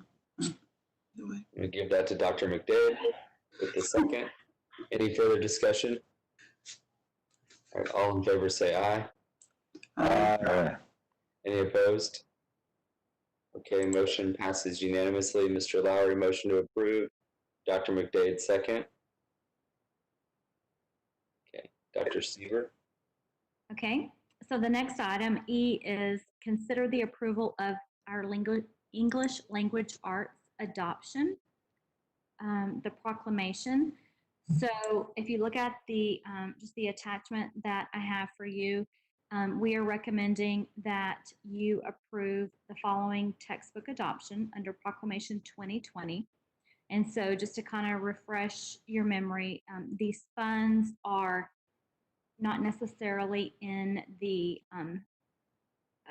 yearly budget. We have an instructional materials allotment budget designated by TEA, and that's where these funds come from. So where I'm asking you to approve $151,000, it's not from the actual district budget, it's from the instructional materials allotment budget. So that money is from TEA, and it's set aside specifically for textbook, curriculum materials adoption. And so since the amount is what it is, we have to just have your approval to spend that. So this came from a committee of high school teachers along with myself and Miss Branch. And so this is the ELA adoption that we've chosen for the district. This is one textbook? A number of them? Yes, it's textbook. It's textbooks for 9 through 12, plus ancillary materials, supplementary materials, and things like that. And you don't have anywhere else you want to spend that $150,000? So we have to adopt an English language art. So TEA has this on a schedule, and so we have a proclamation year and a budget year for different subjects, different grades, renewing textbooks. And so we are due for a 9 through 12 textbook adoption. And this year, that is our, that's probably the most important thing that we will adopt this year. This is where the biggest chunk of, I guess, of our money will go in that instructional materials allotment would be to a 9 through 12 adoption.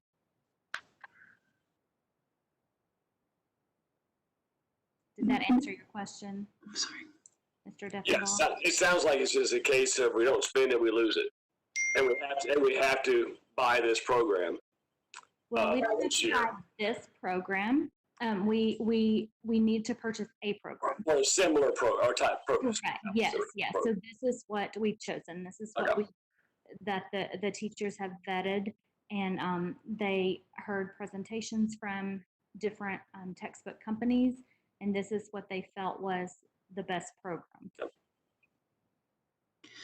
Dr. Stever, how long do these last nowadays? I know sometimes they used to be 10 years, and or is it varying by subject that things are good for?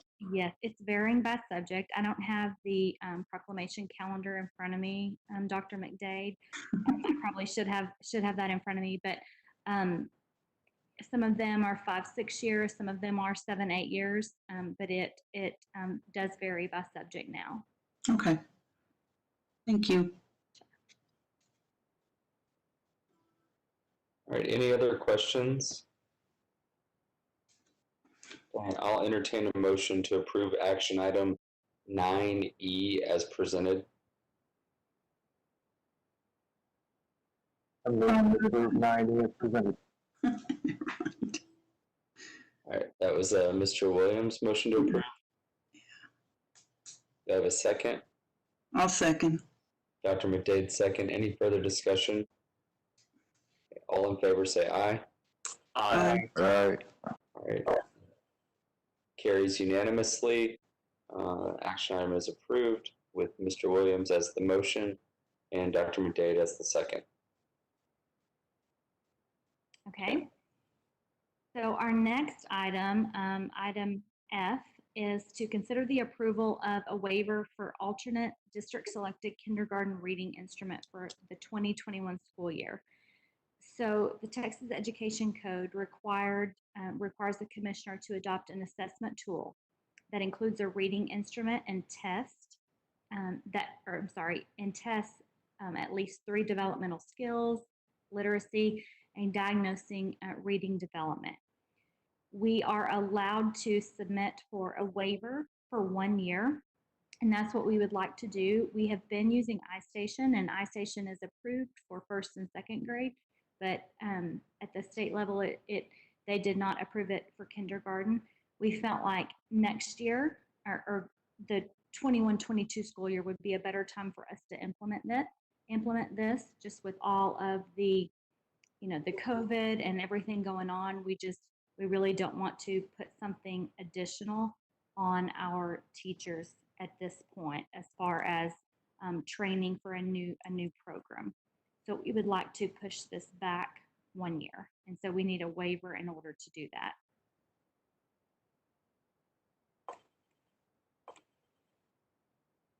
Does anyone have any questions? Okay, I'll entertain a motion to approve action item 10F as presented. I'd make a motion to approve action item 9F. Oh, I'm sorry, I apologize. 9F as presented. Just looking at the hour of the night. Okay. That is a motion to approve 9F by Mr. Deffenbaugh. Do I have a second? I'll second it. Dr. McDade, second. Any further discussion? All in favor say aye. Aye. Aye. Any opposed? Okay, action item 9F carries unanimously. Mr. Deffenbaugh, motion to approve. Dr. McDade, second. Mr. Slayton, items B and C, that waiver requires your signature, and Yes. Dr. Wright has that form, and it's time sensitive, so just FYI. I think that Wyverline may have, Celine already sent it to me. Okay. So, yeah, I have it. I will probably not sign it and send it to you tonight, but I will do that in the morning. Okay, thank you. Yes. hey, Greg has G and H.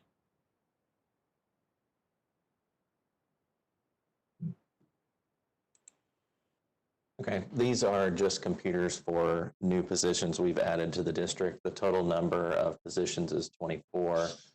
So we've got an extra in there. Every now and then we get DOA laptops that we have to send in, and we don't want to be able to, or we don't want to have to send anybody off without a laptop. So this does include the one extra.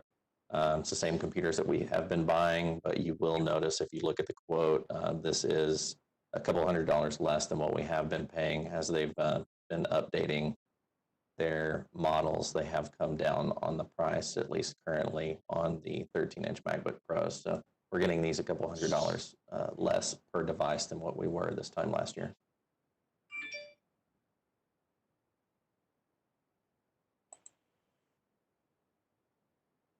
Does anyone have any questions for Greg or for Liz? Okay.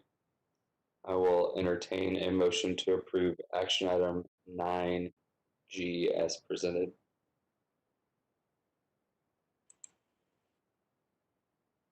I'll make a motion that we approve action item 9G as presented.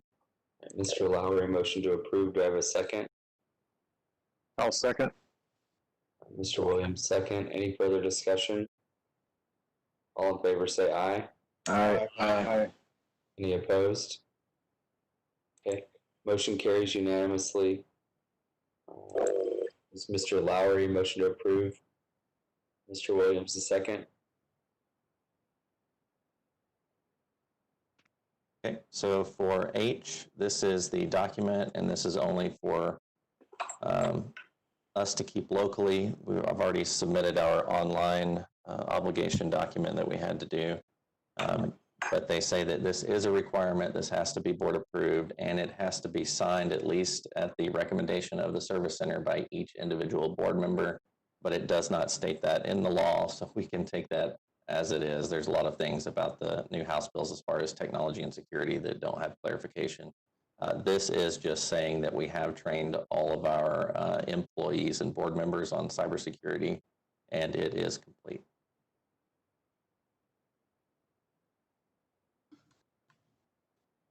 Okay. I will entertain a motion to approve action item 9H as presented. I'll move that we approve action item 9H as presented. Dr. McDade, motion to approve. Do I have a second? Second. Third. All right, that's Dr. Bitter, the second. No, I was third. I'm sorry. Y'all aren't showing video, so I can't see mouths moving.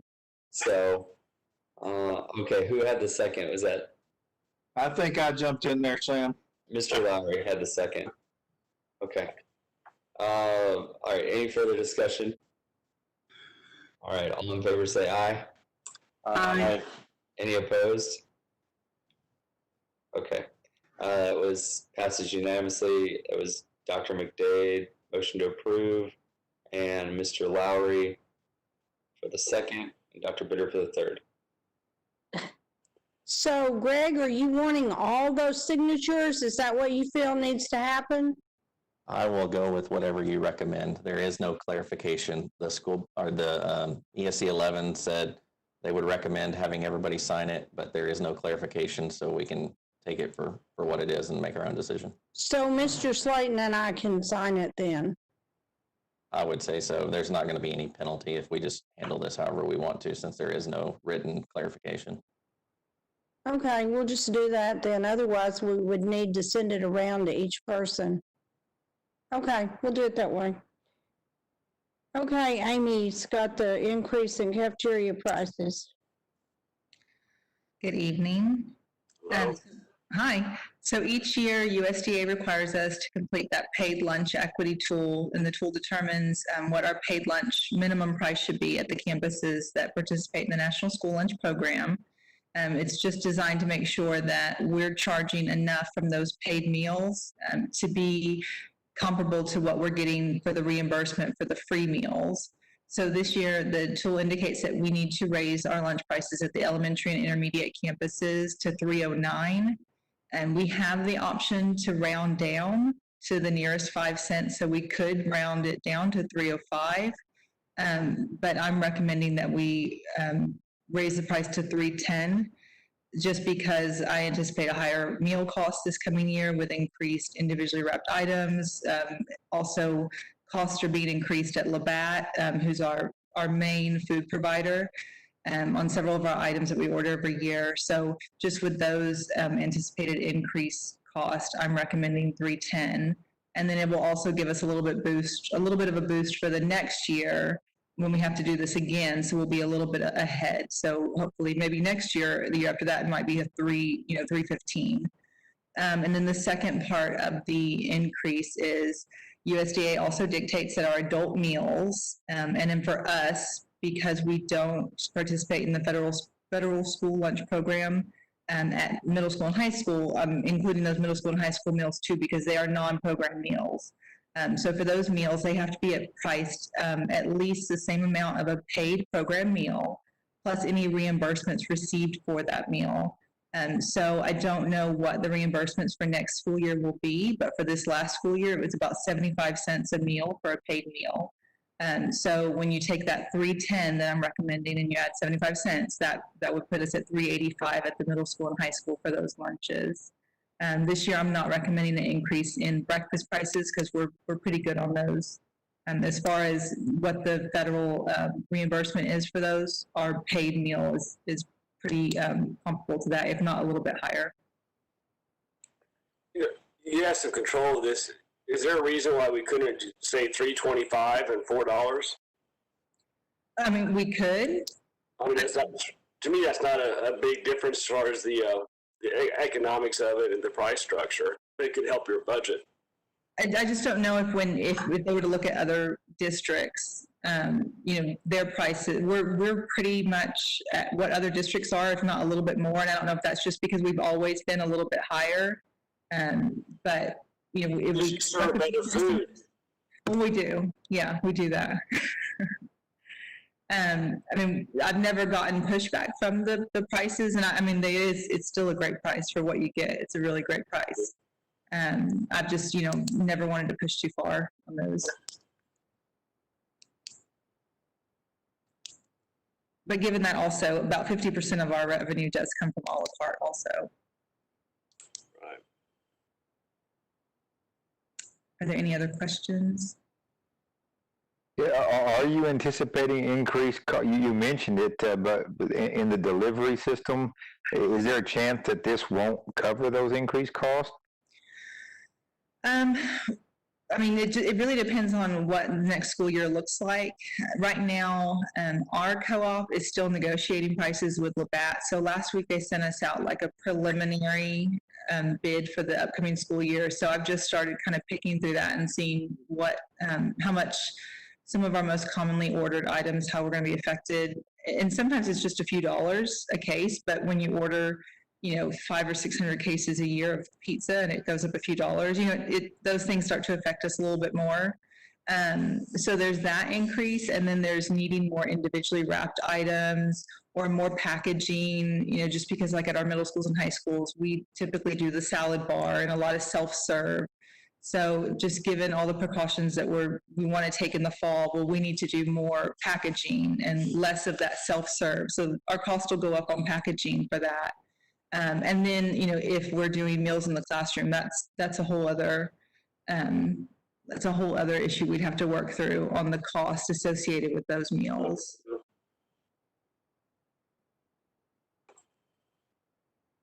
Did that answer your question? Yes, thank you. Amy, Sliana, do we typically only have the opportunity to raise our prices once a year? In other words, if we find that we run into some significant issues with costs come the fall due to the whole COVID thing and maybe hybrid classes and all of that, are you allowed, do you have an opportunity again, or what we do now has to suffice for the whole year? I'm not aware of anything that says I wouldn't be able to if we needed to. It's just every June, this requirement comes out for us to, reevaluate our prices. But I haven't, I've never heard of anything that says we couldn't do it at another time as well. Okay. Thank you. Mm-hmm. Any other questions? All right, I'll entertain a motion to approve action item 9I as presented.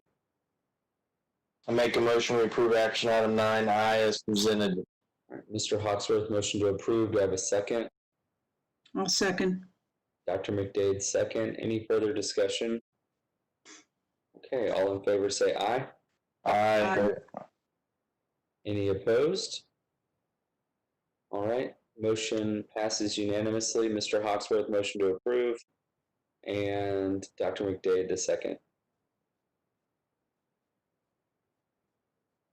Okay, Jeff Cohen has, have you still got a vote or you're done? Jeff, I think we're done. Jeff's got J and K. Okay. These are just formality of our contracts. So the first one is recommending that we accept final completion of the scope of work performed by Lee Lewis for Argyle West Elementary, Elementary number 2.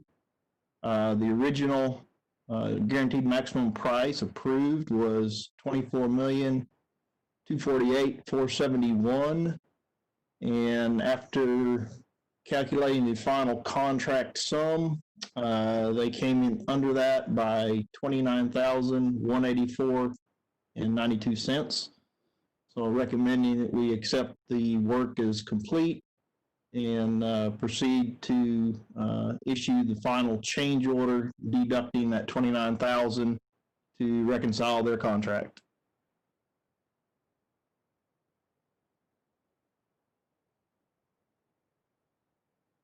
Anyone have any questions? Okay, I'll entertain a motion to approve action item 9J as presented. So moved. So seconded. Mr. Duffenbaugh, motion to approve. Dr. Bitter, second. All in favor, say aye. Aye. Any opposed? All right. Motion carries unanimously.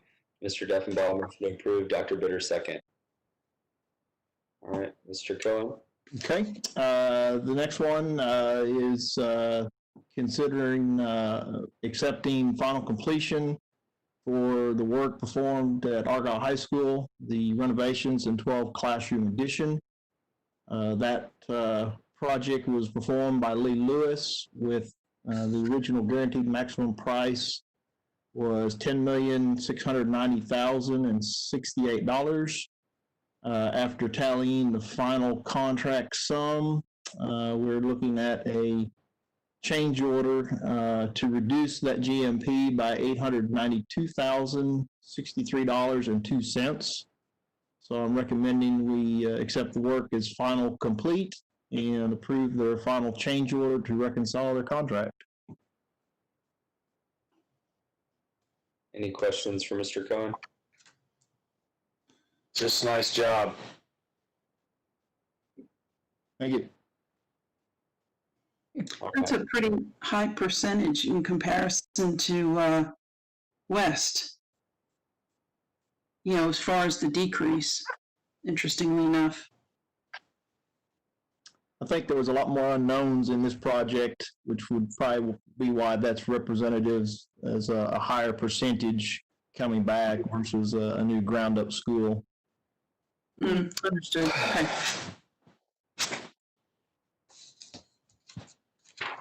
All right, I will entertain a motion to approve action item 9K as presented.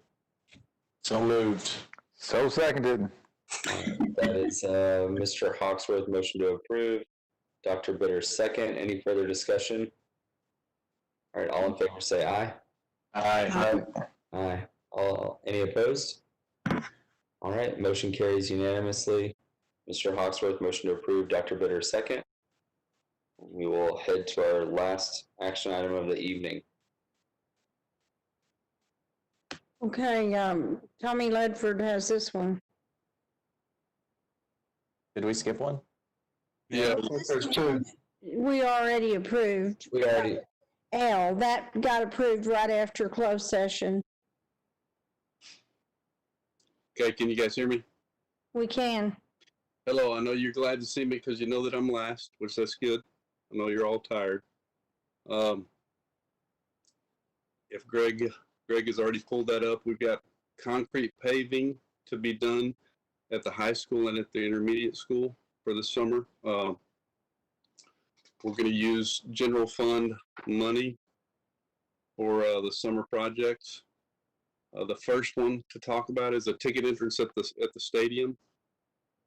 We have in our district adopted a clear bag policy for all stadium activities, and in order to do this, we're having to change our ticket entrance up a little bit to allow flow of people to come in, allow a bag check area outside, and having alleys for these people to travel through with the ticket scanners that we've got, and just to speed the process of getting people into the stadium. So that's where that's going to be. The next slide basically says, you know, the reason for the change. We're just adding those, we're going to add a pipe fence there. So it's basically for safety and speeding up people entering the stadium. If you'll look at the next slide, I've kind of drawn some stick figures here and created a little bit of just something for you to look at. The concession stand, the ticket booth actually is on the right there.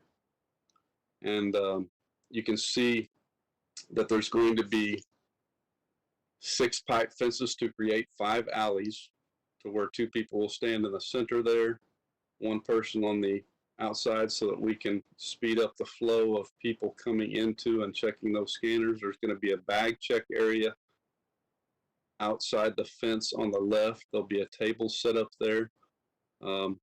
People will go from the ticket booth to those areas after they've purchased tickets. If they've already got tickets, they'll just go to the bag check area if they've got a bag to be checked. If not, they'll just get in line. So that's what that's going to look like as far as the ticket entrance. The proposal here is just to purchase the 6 pipe fences for the alleys, to create the alleys.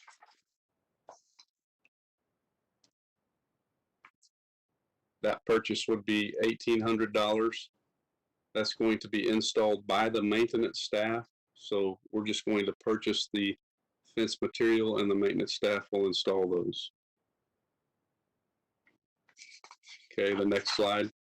It shows a picture of what those are going to look like. Those right there are stainless steel, but we're probably going to go with painted metal. That'll be about 2 5/16 inch in diameter. Okay, next slide. The second proposal is to have a new stadium driveway installed on the grassy knoll area. The purpose of this is to allow vehicles to continue to drive through there for deliveries, or if we have vendors that need to be set up for different games. It will also be an entrance for the band to enter without affecting the ticket entrance. Now that we're going to have those pipe fences in there for the alleys, the band will not be able to travel through there very easily with their instruments all at one time. So now we have a separate place for them to go into. So if you look at the next slide, it'll show you a picture of where that is going to be.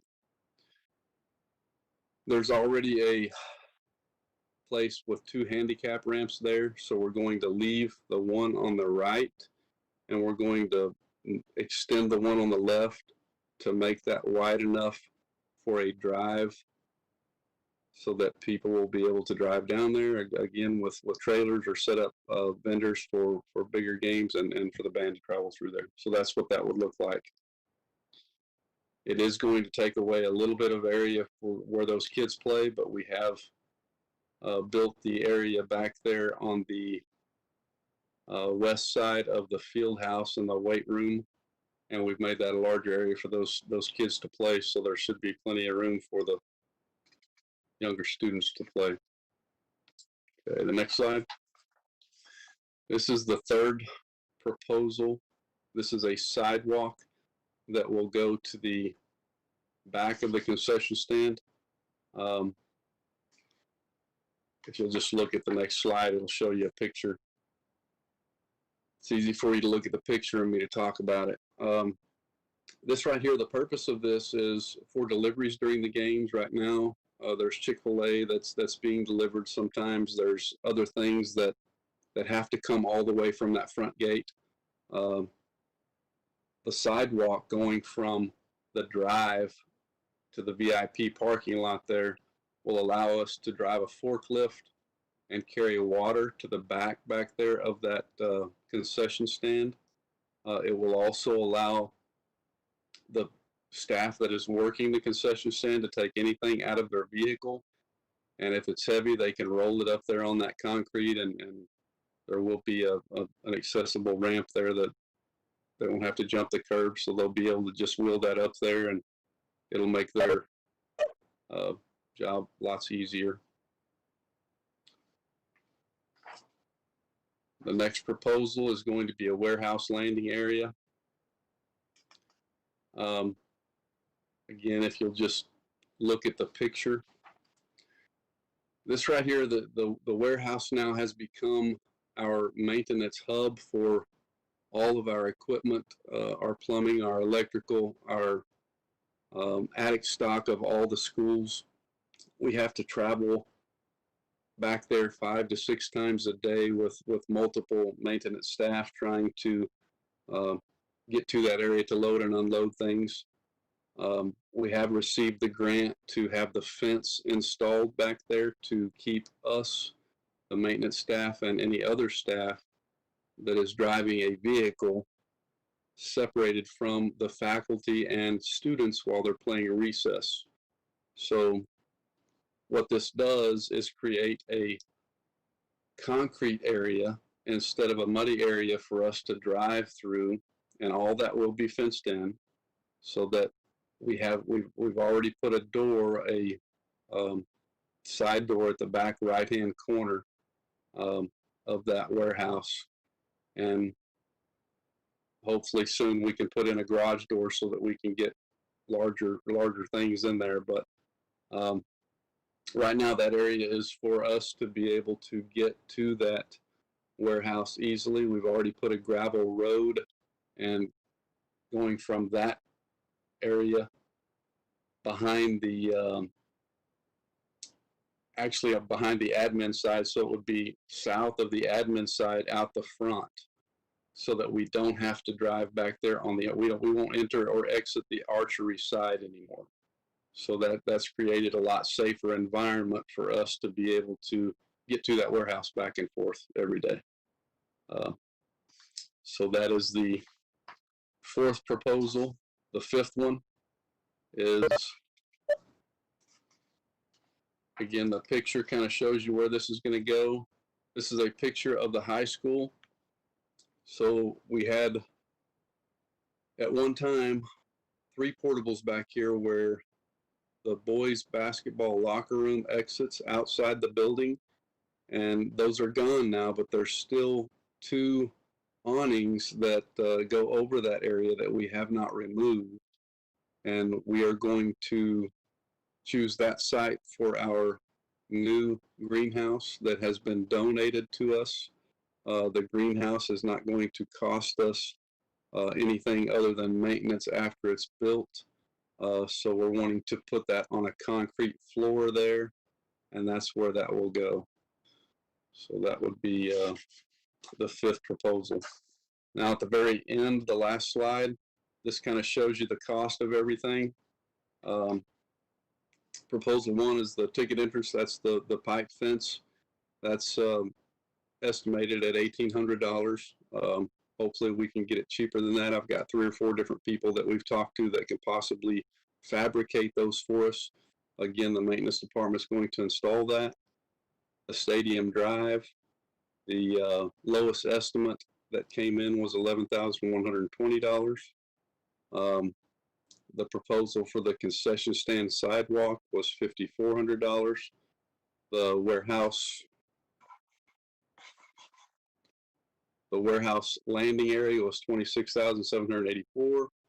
The greenhouse was $4,656. And then, since we're doing as much as we're doing, I believe that the $20,000 threshold has been met, so we have to pay a civil engineer to engineer this, and we've already got the cost of that as fixed cost at $3,500.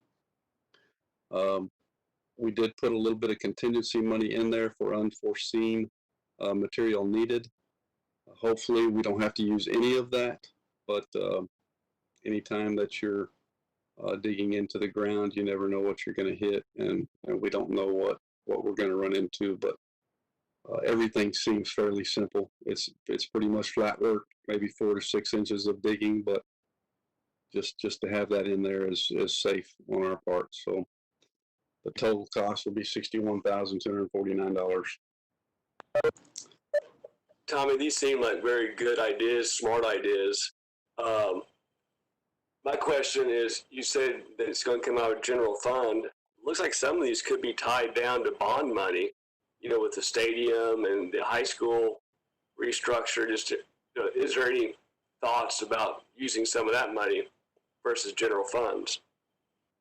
Well, I think I'll refer to Liz on that. Maybe she can help answer that question. We have not talked about utilizing bond funds for this project. And to be honest with you, we were looking more towards closing out that high school renovation and hoping to get that moved past. If you would like, we could go back and use the high school renovation for, I believe, all of these except for the warehouse landing area, which could possibly fall under the renovation that's still waiting to be done at the intermediate school. Right. I mean, it's smarter to not use general funds, right? Because we're always worried about the budget, but. Well, either way, my only concern at this point would be the intermediate. We still have that project to go through. The high schools, there is savings in that high school project. So in fact, there's enough savings there that we could move the funds around to do all of that. So if that's the direction we'd like to go, we could propose to do this from bond funds. It would fit under the renovations there at either site. We have, I believe I updated the bond up on the consent agenda. If you look at your capital projects update report, it was the second page of that has the updates on it. Pending what y'all approved just a few minutes ago, so you can actually see the numbers on that. There were, I believe, the high school addition and high school renovation together. Still, even when we're moving funds out to, we had to move some money out for the HVAC and lighting controls. We're still showing savings with those two and West combined of $2.5 million before we start counting the interest earned on the projects. So $61,000, we do have that set aside in the M&O, the current M&O budget, but they would be eligible for bond funds as well.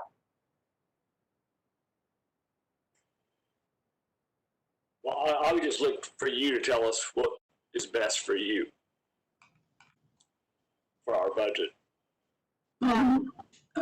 Liz, I also have just a quick question. If we were not to use the M&O budget, would this roll over into next year?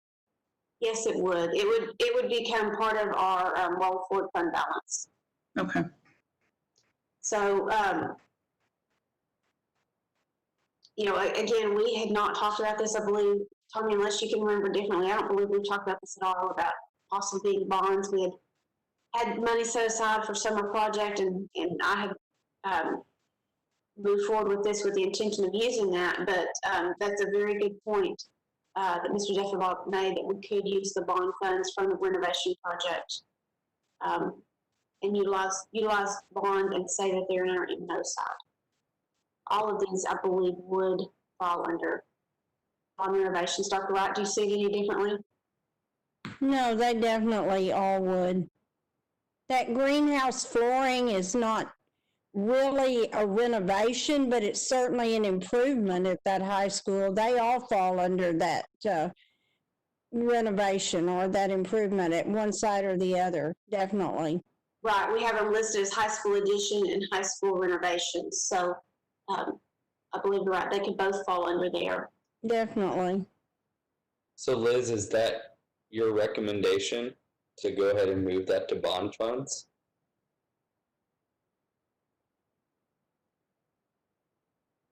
Sorry, I'm trying to think of, since we had not talked about this before, I'm just making sure, so you're taking a moment to thinking about it, making sure there's not any downside to this. I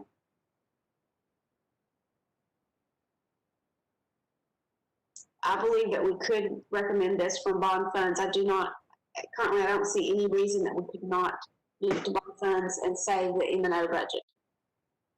Right, I feel like the warehouse landing area needs to come out of the intermediate one, as you mentioned a while ago. But other than that, it can all come out of high school. Yes. And then that contingency would have to be prorated. Part of that contingency goes to the warehouse, and part of it goes to the landing area, and part of it goes to the other projects. Right, we could just we could do what we've done some on other projects, and any shared fee, like the engineer fee and the contingency, that would be split out between the projects, and then just on a percentage basis. I think it's a good plan. Yes, I do like that recommendation that was made there, or that suggestion. Thank you. Okay. Do we need to state that in the action item? That we're moving It should be in the motion. budget? Maybe Richie can make a motion stating it. I'll consider that. I'll even entertain it, Mr. Duff. All right, okay, well, how do I word this? Let's see, I'll move that we approve action item 10 or 9, what is it? 9M. 9M, with the funding coming out of bond money. Yeah. All right.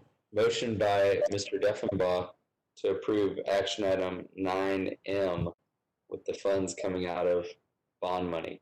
Do I have a second? Yes, sir. Either one. Who is that? Is that Dr. Bitter? Yes, sir. Okay, Dr. Bitter second. Any further discussion? All right. All in favor say aye. Aye. Aye. Any opposed? Okay. Motion passes unanimously with Mr. Deffenbaugh as the motion to approve and Dr. Bitter as the second. All right, the time is 11:03 p.m. We're adjourned. Thank you. Thank you all. Thanks all. Everyone.